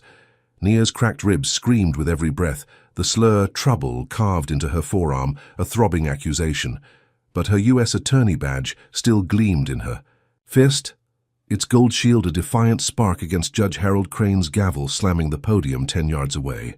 The sniper's red dot danced on the fountain's rim, a second shot cracking the stone inches from her head, and Nia's good eye narrowed, her mind racing as the crowd surged, boots pounding the muddy pavement, their hate a living thing she'd unleashed with her courtroom crash. She tore another strip from her blazer, wrapping her bleeding shoulder with trembling hands, pain blurring her vision as Lila whispered, "They're closing in," her voice a thread of panic. Nia gritted her teeth, her legal mind a steel lifeline cataloguing the chaos. Crane's smirk, the deputy's batons, the mob's fury sparked by her badge reveal. She'd stunned them, thought she'd turned their lies into doubt, only to ignite this bloodbath, a sniper's bullet dwarfing the barn's chains. Then headlights flared, cutting through the rain-soaked dark. Not one but 3 black vans roaring into the square, their tires screeching as they skidded to a halt, mud splashing the mob's legs.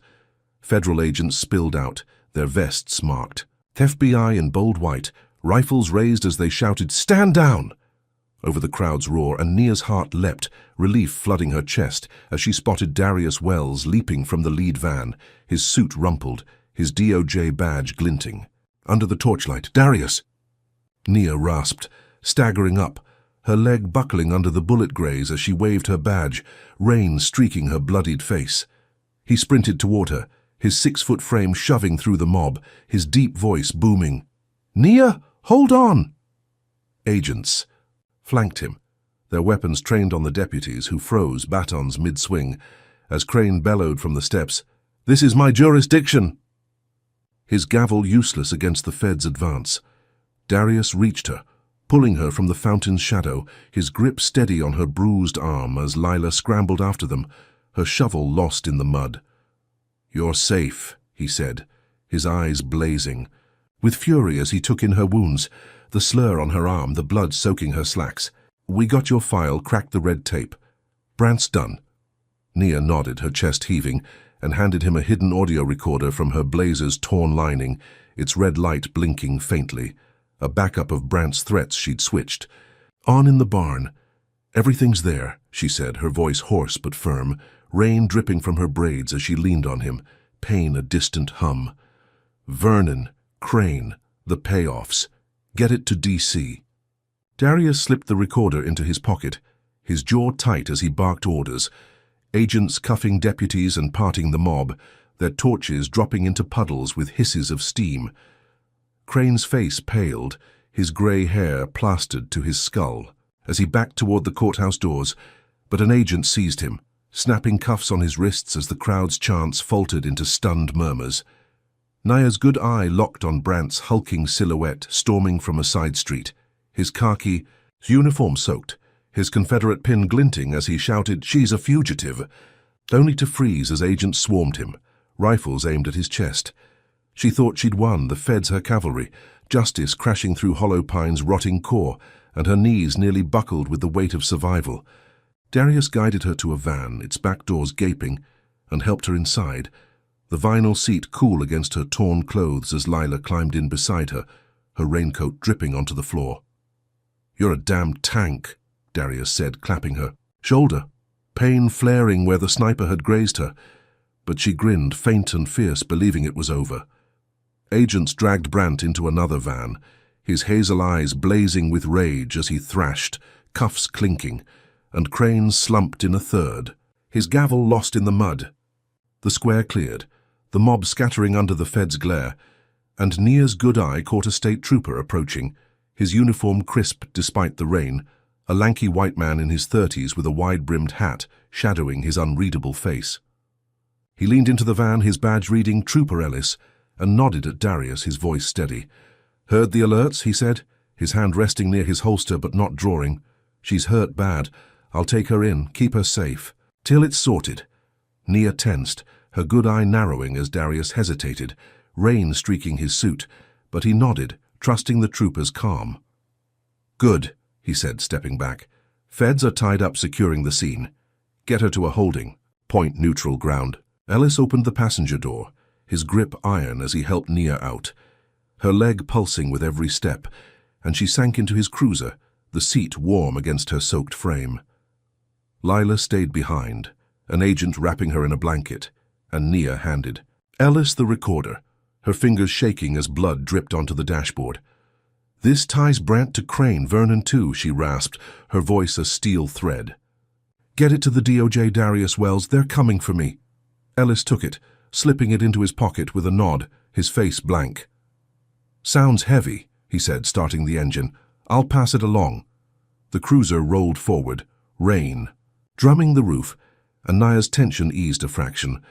Ellis's calm a stark contrast to Brant's venom, Kincaid's snarls. She leaned back, her body screaming for rest, believing she'd surrendered on her terms. The recorder a weapon to bury them when the feds regrouped. The road stretched dark, pines looming on either side, their branches swaying in the storm, and Ellis turned off the main drag, gravel crunching under the tires as the path narrowed, trees pressing closer until they rolled into a clearing. A squat warehouse loomed ahead, its corrugated walls rusted and pocked, no lights piercing the gloom, just shadows swallowing the rain. Nia's gut tightened, her good eye flicking to Ellis as the cruiser stopped, his calm cracking into something colder, his hand twitching toward his holster. "Where are we?" she asked, her voice sharp, pain snapping her focus back. Ellis killed the engine, his face hardening as he yanked her door open, rain soaking her anew as he pulled her out, his grip bruising her grazed shoulder. "Welcome to the party," he said, tossing the recorder to a figure stepping from the warehouse. Brant's hulking frame unmistakable, his khaki uniform pristine, his grin a slash of malice as he caught it, rain streaking his buzzed grey hair. Nia stumbled, disbelief crashing into fury as Ellis shoved her forward, her good eye blazing. "You're one of them," she spat, her voice a steel edge as Brant loomed closer. Kincaid emerging behind him, his leather jacket dripping, his pistol gleaming at his hip. "State's got no pull here," Ellis said, shrugging, no remorse, in his tone. "Brant pays better." Kincaid laughed, cracking his swollen wrist as Brant held up the recorder, its red light dead, and crushed it under his boot, grinding it into the mud with a crunch that echoed in the clearing. Nia's chest heaved, rage drowning her pain as Brant seized her arm, twisting it until she bit back a scream, her ribs shrieking against the strain. "Thought your Fed pals would save you," he growled, his breath hot on her face, his Confederate pin glinting as he dragged her toward the warehouse doors. "They're too late, stuck in red tape." Kincaid flanked him, his dogs barking from a crate nearby, and Ellis followed, his hat shadowing his smirk as they shoved her inside, the air stale and heavy with rust and oil. Nia's legs scraped the dirt floor as Brandt threw her into a corner, her body slamming against a rusted pipe, pain exploding where the sniper had grazed her. She scrambled up, mud and blood slicking her hands, but Ellis drew his taser, its prongs crackling as he aimed it at her chest, his voice a low hiss. "Move, and you're done." The taser fired, electricity surging through her, her muscles seizing as she collapsed, her good eye rolling back, pain a white-hot storm drowning her senses. Brandt loomed over her, his boots squelching in the damp dirt, and barked at Kincaid. "Get her out of sight." Kincaid hauled her up, her body limp as he dragged her to a van parked inside, its back doors gaping, and tossed her in, the thud jarring her cracked ribs as the doors slammed shut, plunging her into shadow. The engine rumbled, gravel crunching. As they sped off and Nia's mind spun, replaying the Fed's arrival, Darius's grip, her fleeting triumph now ash. Ellis had swapped the recorder, freed Brandt, turned her surrender into a trap, and now she was gone. Dumped in a quarry as the van jolted over potholes, each bump a reminder of the betrayal she hadn't seen coming. Her good eye fluttered open, rain seeping through a crack in the roof, and she flexed her numb hands, resolve flickering through the haze. They'd taken her win, but she wasn't broken yet. Nia Jackson jolted awake in the back of a rusted van, her body slamming against the metal floor as it rattled over Hollow Pine's uneven back roads, rain seeping through a cracked roof to drip onto her bruised face. Her navy blazer was a shredded ruin, soaked with blood and mud, and her slacks clung to her legs, stiff with grime from the swamp chase and the sniper's graze on her shoulder. Her wrists ached, bound tight with coarse rope that Sheriff Amos Brandt had knotted after Trooper Ellis's taser dropped her in the warehouse, the fibers cutting into the raw welts where chains had held her in Marcus's barn. Pain seared her. Forearm the slur trouble, carved by Brandt's knife pulsing with every heartbeat, and her cracked ribs screamed as she shifted, the van's jolts a fresh torment to her battered frame. Her swollen left eye throbbed, a bruised slit, but her right one flickered open, adjusting to the dimness as gravel pinged the undercarriage, each sound a countdown to whatever Brandt had planned after snatching her from the Fed's grasp. Her good eye darted to the doors, locked tight, and she flexed her numb hands, rope biting deeper as she tested the knots, her legal mind clawing through the haze of pain and exhaustion. She'd thought Darius Wells and the Feds had saved her in the square, her recorder a lifeline to Barry Brandt and Judge Harold Crane, only to be betrayed by Ellis, a state trooper on Brandt's payroll who'd swapped her evidence for a blank and dumped her into this trap.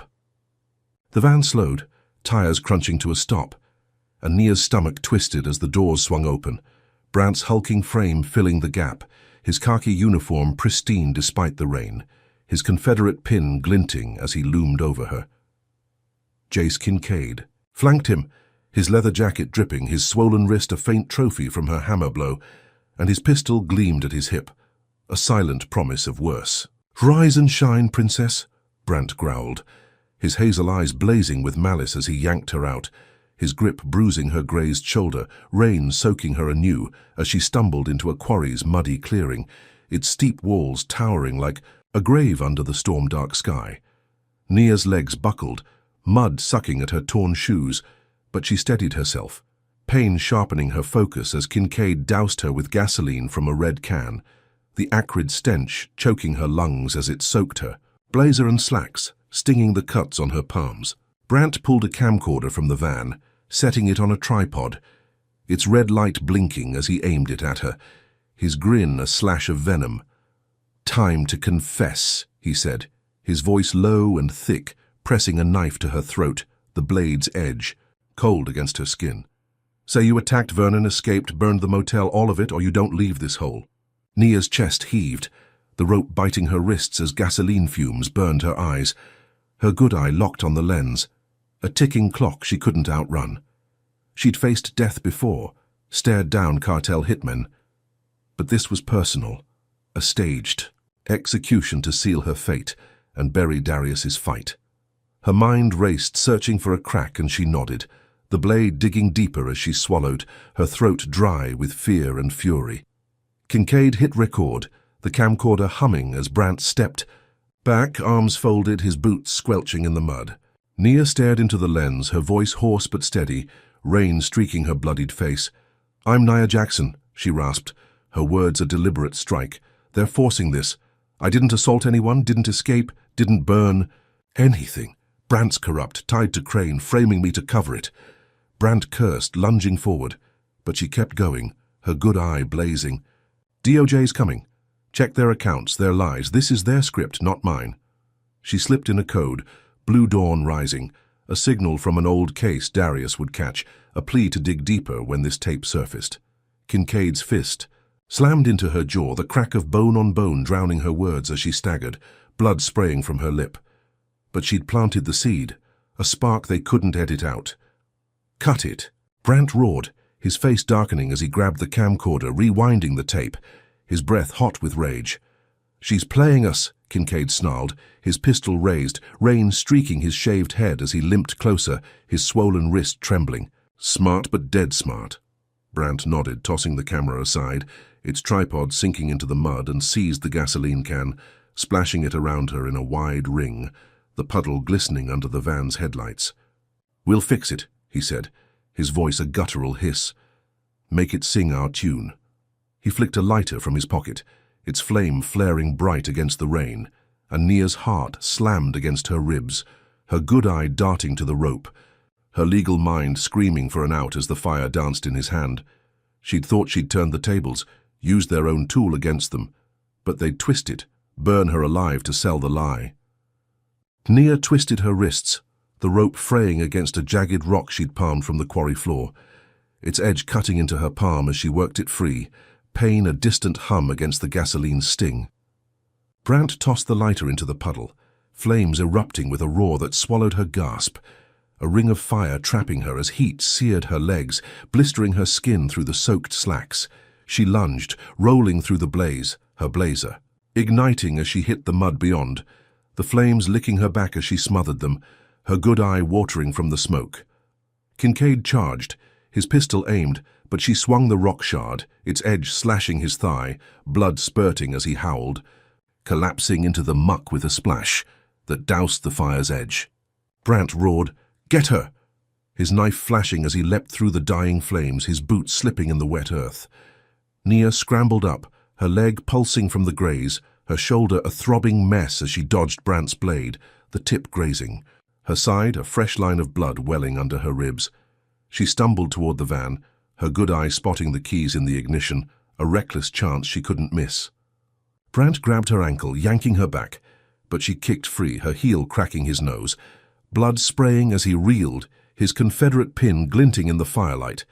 She dove into the van, slamming the door as Kincaid fired, the bullet pinging, off the frame inches from her head, and she turned the key, the engine sputtering to life as Brant lunged, his knife scraping the window. She floored it, tires spinning on mud as she tore from the quarry. The camcorder's red light fading in the rear view, Brant's shouts lost to the rain's roar. The van jolted over potholes, rain streaking the windshield as Nia gripped the wheel, her burned hands slick with blood and gasoline, her body a wreck of blisters and cuts. She'd broken free, stabbed Kincaid, thought she'd flipped their script with the confession, only to face this fiery trap, a televised horror show dwarfing Ellis's betrayal. Her good eye darted to the road, the quarry shrinking behind her, flames flickering in the dark as Brant's voice crackled through a radio on the dash. "She's loose, broadcast it live." She slammed the radio off, her chest heaving as smoke curled from her blazer, the stench of burned flesh stinging her nose. She'd survived their execution, turned their tape into a weapon, but Brant's order echoed in her skull, a promise to spin her escape into a deeper lie. Nia veered onto a side path, headlights off to dodge pursuit, her leg trembling as blood soaked her sock, dizziness clawing her vision. The feds were out there, Darius fighting to reach her, but Brant's machine was relentless, and now she was a ghost on borrowed time, her confession a double-edged blade they'd wield against her. She'd thought she'd won a breath, stabbed, Kincaid to break free, only to ignite this a live broadcast of her suicide to bury her truth. The van rattled, its engine groaning as she pushed deeper into the night, rain washing her wounds, and her good eye scanned the horizon, searching for a lifeline. She'd clawed out of their fire, but the hunt wasn't over, and Brant's next move loomed like a shadow she couldn't shake. Nia Jackson gripped the steering wheel of the rusted van, her burned hands trembling as she tore through Hollow Pines back roads, rain streaking the cracked windshield and washing blood from the jagged cuts on her palms. Her navy blazer smoldered, a tattered ruin singed by the quarry's flames, and her slacks clung to her bruised legs, stiff with mud and gasoline, the bullet graze on her calf pulsing with every jolt of the uneven path. Pain seared her forearm where Sheriff Amos Brant had carved trouble, the slur a throbbing scar, and her cracked ribs shrieked as she swerved, dodging potholes that rattled the van's groaning frame. Her swollen left eye was a bruised slit, but her right one burned with focus, scanning the dark as headlights flickered off to evade pursuit, the quarry's fire a fading glow in the rear view. She'd rolled through Brant's blaze, stabbed Jace Kincaid with a rock shard, and smashed his camcorder into his face, streaming her truth to thousands before collapsing, believing she'd flipped their script, only to hear Brant's radio crackle, "Broadcast it live!" as she sped away, a promise to twist her escape into a deeper lie. The van's engine coughed its sputter a warning as Nia veered onto a narrow trail, reeds slapping the hood, her good eye darting to the fuel gauge hovering near empty. Her chest heaved, smoke curling from her blazer, as the stench of burned flesh stung her nose, a grim reminder of the ring of fire she'd barely survived. She'd thought she'd turned the tables, used their own tape to expose Brant's corruption, her coded Blue Dawn rising a beacon for Darius Wells at the DOJ, but Brant's order echoed in her skull, a live feed of her suicide now, poisoning the airwaves. The road widened, Hollow Pines town square looming ahead, its brick courthouse lit by torchlight from a crowd still buzzing after her badge reveal, their chants a distant hum over the rain's drumbeat.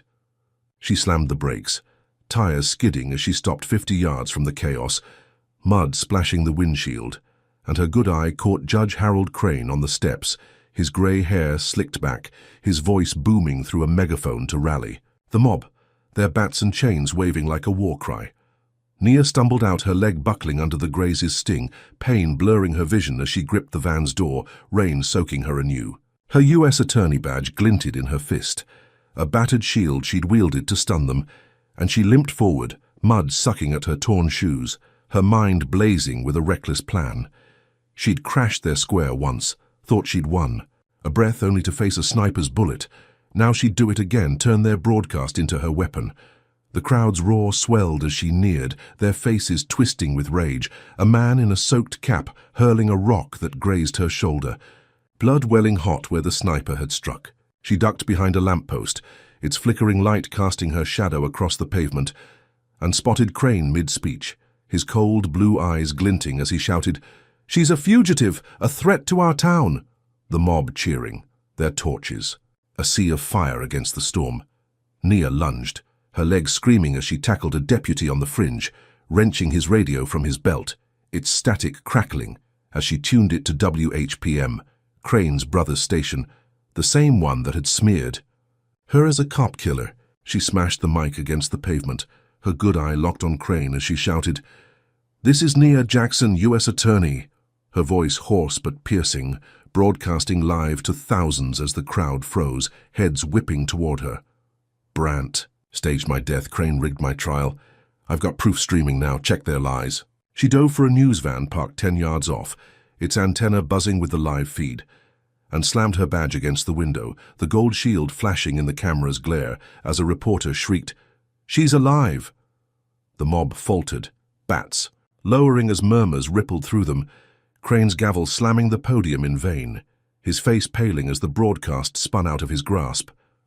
Nia's chest heaved, rain washing blood from her cuts as she staggered back, her good eye blazing with triumph, believing she'd won, turned their own airwaves against them. The crowd's chants fractured, a woman in a soaked scarf muttering, "What proof?" while a man near the van dropped his torch, doubt etching his weathered face. She'd streamed her truth, thought she'd cracked their machine, her collapse in the quarry now a rallying cry as viewers rioted online, Darius's phone surely buzzing with the fallout. Then a roar cut the air.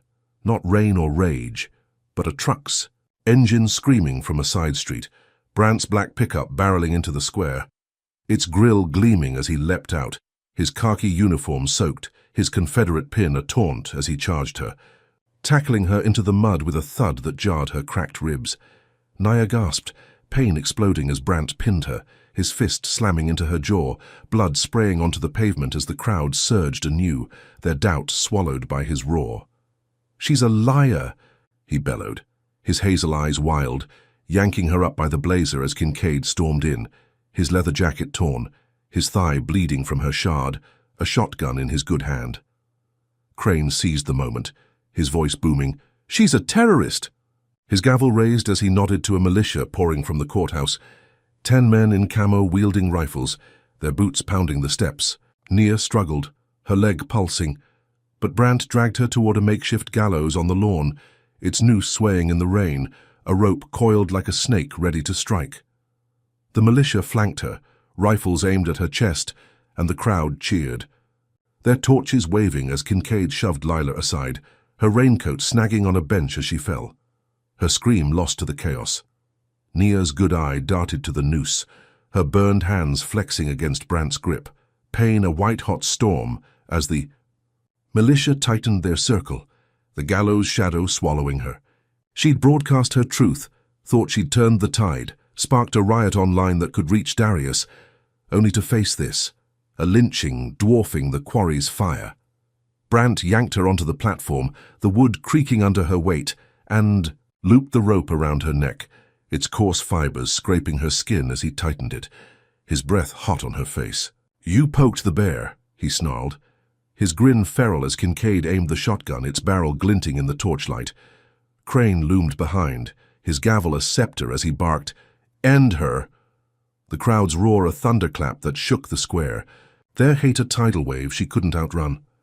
Nia's mind raced, replaying the broadcast, the badge, the crash, every move she'd made to claw back power, now ashes as the noose bit her throat. She'd stunned them again, thought she'd won a breath, turned their own feed into a weapon, but they'd countered with this, a public execution to bury her truth under their cheers. Her good eye locked on Brant, defiance burning through the haze as she spat blood onto his boots, her voice a rasp. "Feds'll bury you," she said, her words a vow despite the rope's choke. He laughed, stepping back as Kincaid cocked the shotgun, the click a death knell over the rain's drumbeat, and the militia raised their rifles, barrels glinting. As the crowd pressed closer, their faces a blur of rage and glee. Nia's leg trembled, her shoulder pulsing where the sniper had grazed her, and she flexed her burned hands, the rope fraying against her wrists as she twisted, a faint chance she couldn't reach. The gallows creaked, the noose tightening with every breath, and her good eye caught a flicker in the dark. Headlights beyond the square, too faint to be hope. She'd broadcast her stand, sparked chaos online, thought she'd lit a fire they couldn't douse, only to ignite this, a militia's guns and a town's hate dwarfing Brant's knife. The rain thickened, washing blood from her face, and she braced herself, her spirit iron despite the noose's bite, knowing Darius was out. They're fighting to reach her, but the gallows loomed, a tomb she might not escape. Nia Jackson stood on the makeshift gallows in Hollow Pines town square, rain pounding her battered frame as the coarse noose scraped her neck, its fibers biting into her bruised skin with every shallow breath. Her navy blazer hung in charred, tatters soaked with blood and mud, and her slacks were shredded, clinging to her trembling legs, the bullet graze on her calf pulsing beneath the grime. Pain seared her forearm, where Sheriff Amos Brant had carved trouble, the slur, a throbbing scar, and her cracked ribs shrieked as she shifted, the wooden platform creaking under her weight. Her swollen left eye was a bruised slit, but her right one burned with defiance, glaring at Brant's hulking figure as he loomed beside her, his khaki uniform pristine despite the storm, his Confederate pin glinting in the torchlight. Jace Kincaid flanked him, his leather jacket torn, blood seeping from his thigh where her rock shard had struck, his shotgun aimed at her chest, its barrel a cold threat against the rain's roar. Judge Harold Crane stood on the courthouse steps 10 yards off, his grey hair plastered to his skull, his gavel raised as he barked, "End her!" To the militia, 10 camo-clad men with rifles trained on her, their boots sinking into the muddy lawn as the crowd cheered, their bats and torches a sea of hate swallowing the square. Naya's chest heaved, her burned hands flexing against the rope binding her wrists. Pain a white-hot storm as the noose tightened, her good eye darting to the militia's glinting barrels, each a promise of death she'd dodged too many times. She'd broadcast her truth from the news van, crashed the square with her badge, thought she'd sparked a riot online to reach Darius Wells at the DOJ, only to ignite this, a lynching dwarfing the quarry's fire. Brant's fist had slammed. Her jaw Kincaid's militia had swarmed, and now she was here, a breath from the end, her stand a spark they'd smother with her blood. The rain washed crimson streaks from her face, her leg trembling under the graze's sting, and she spat onto the platform, her voice a hoarse rasp. "You're finished," she said, her words a vow despite the rope's choke, and Brant laughed, his hazel eyes wild as he stepped back, nodding to Kincaid. "Drop her!" he snarled, his grin feral as the crowd's roar swelled, a thunderclap shaking the night. The platform shuddered, the trapdoor beneath her creaking as Kincaid's finger twitched on the trigger, and Naya braced herself, her good eye catching a flicker beyond the square, headlights slicing the dark, too fast to be random. Then a roar split the air, not thunder or the crowd, but helicopter blades whirring. 3 black choppers swooping low over the courthouse, their floodlights, blinding the mob as federal agents rappelled down, rifles raised, their vests marked FBI in stark white. Darius Wells leapt from the lead chopper, his suit soaked, his DOJ badge glinting as he sprinted toward the gallows, his deep voice booming, "Stand down!" over the chaos. Nia's heart leapt, relief flooding her chest as agents swarmed the square, their shouts drowning the crowd's cheers. Rifles aimed at the militia, who froze, barrels dipping in confusion. Brant roared, lunging for the trapdoor lever. But Darius tackled him, pinning his arms as an agent cut Nia free, the rope falling loose with a thud that echoed in her skull. Nia stumbled off the platform, her leg buckling as the agent steadied, her rein washing the nooses mark from her neck, pain blurring her vision as Darius cuffed Brant, his khaki uniform muddied in the scuffle. "You're safe," Darius said, his eyes blazing with fury as he took in her wounds, the slur on her arm, the blood soaking her slacks. "We cracked your broadcast. Blue dawn rising. Feds moved fast."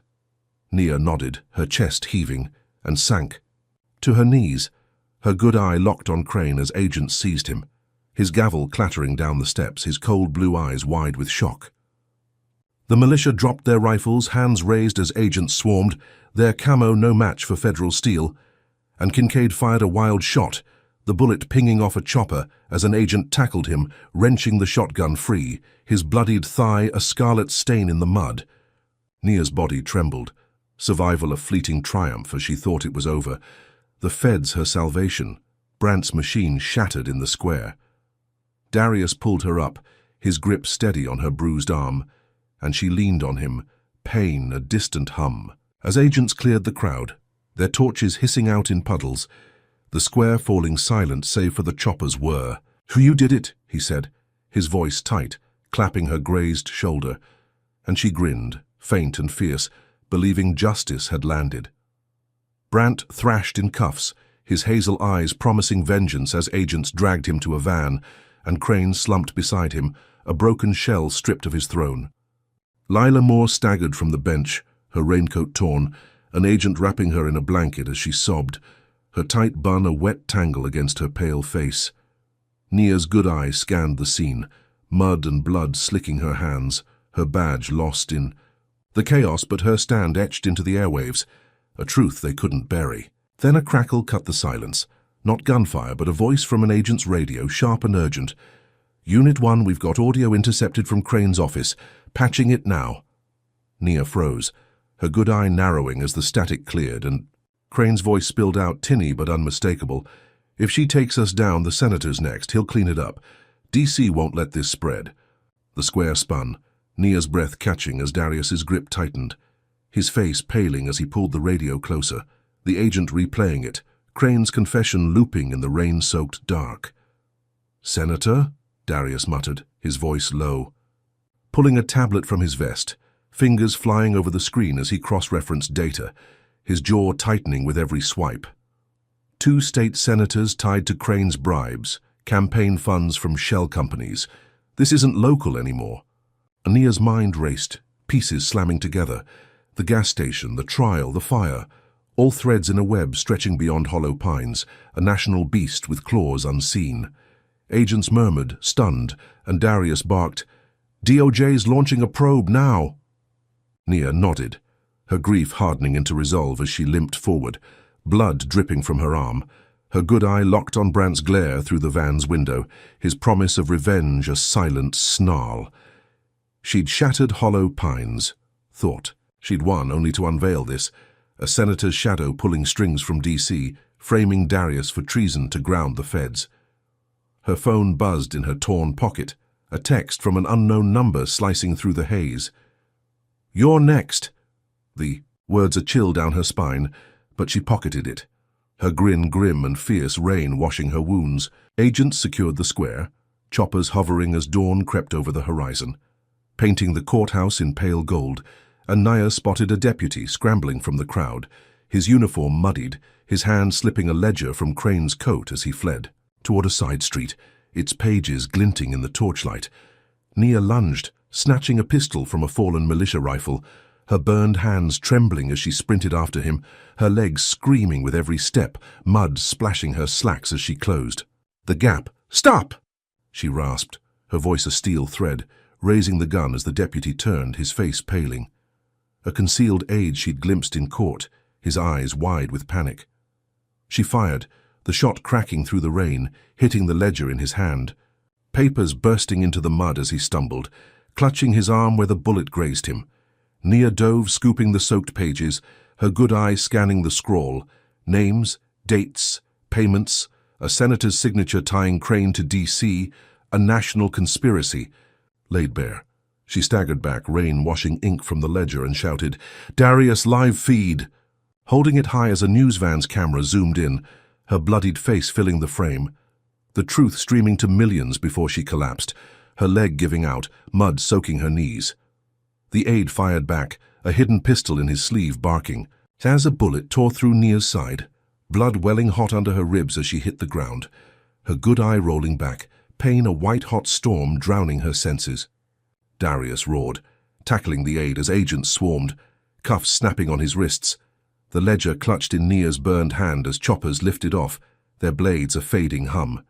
Her body trembled, blood pooling in the mud, and she thought of the broadcast, the badge, the quarry, every fight she'd clawed through, now a fragile victory slipping away. The feds had come, Brant and Crane were caged, but the senator's shot had flipped it all. Her fate, and a deeper war, hanging as she faded, rain washing her wounds, her spirit iron despite the dark. Nia Jackson's harrowing journey through Hollow Pines unveils the brutal reality of systemic racism and the resilience required to confront it. Her story teaches us that injustice isn't a lone act, but a web spun from power, privilege, and silence, thriving where voices are stifled. Nia, a black U.S. attorney, faced a racist judge, a corrupt sheriff, and a town rigged against her, from a gas station slur to a staged lynching, yet she refused to break. Her courage shows that strength isn't just physical, it's the will to fight when every door slams shut, even as betrayal and bullets test her limits. The cost was steep. Marcus's sellout, Lila's peril, her own blood, but it fueled her. Fire, proving one spark, can ignite change against overwhelming odds. Nia's defiance against a racist judge and his cronies exposed not just local corruption, but a national conspiracy, teaching us that vigilance is a lifelong battle, stretching from small towns to D.C.'s shadows. Her truth, broadcast live, shattered. Lies, but only because she wielded it relentlessly, a lesson in persistence over despair. For every Brant or Crane, there's a system propping them up, and dismantling it demands unyielding grit. What would you do if Hollow Pines was your fight? Drop a comment below if you believe one voice can topple a racist machine. Then like, subscribe, and share to spread Nia's stand. Thanks for joining her battle. Stay fierce, stay fearless, and never let injustice win.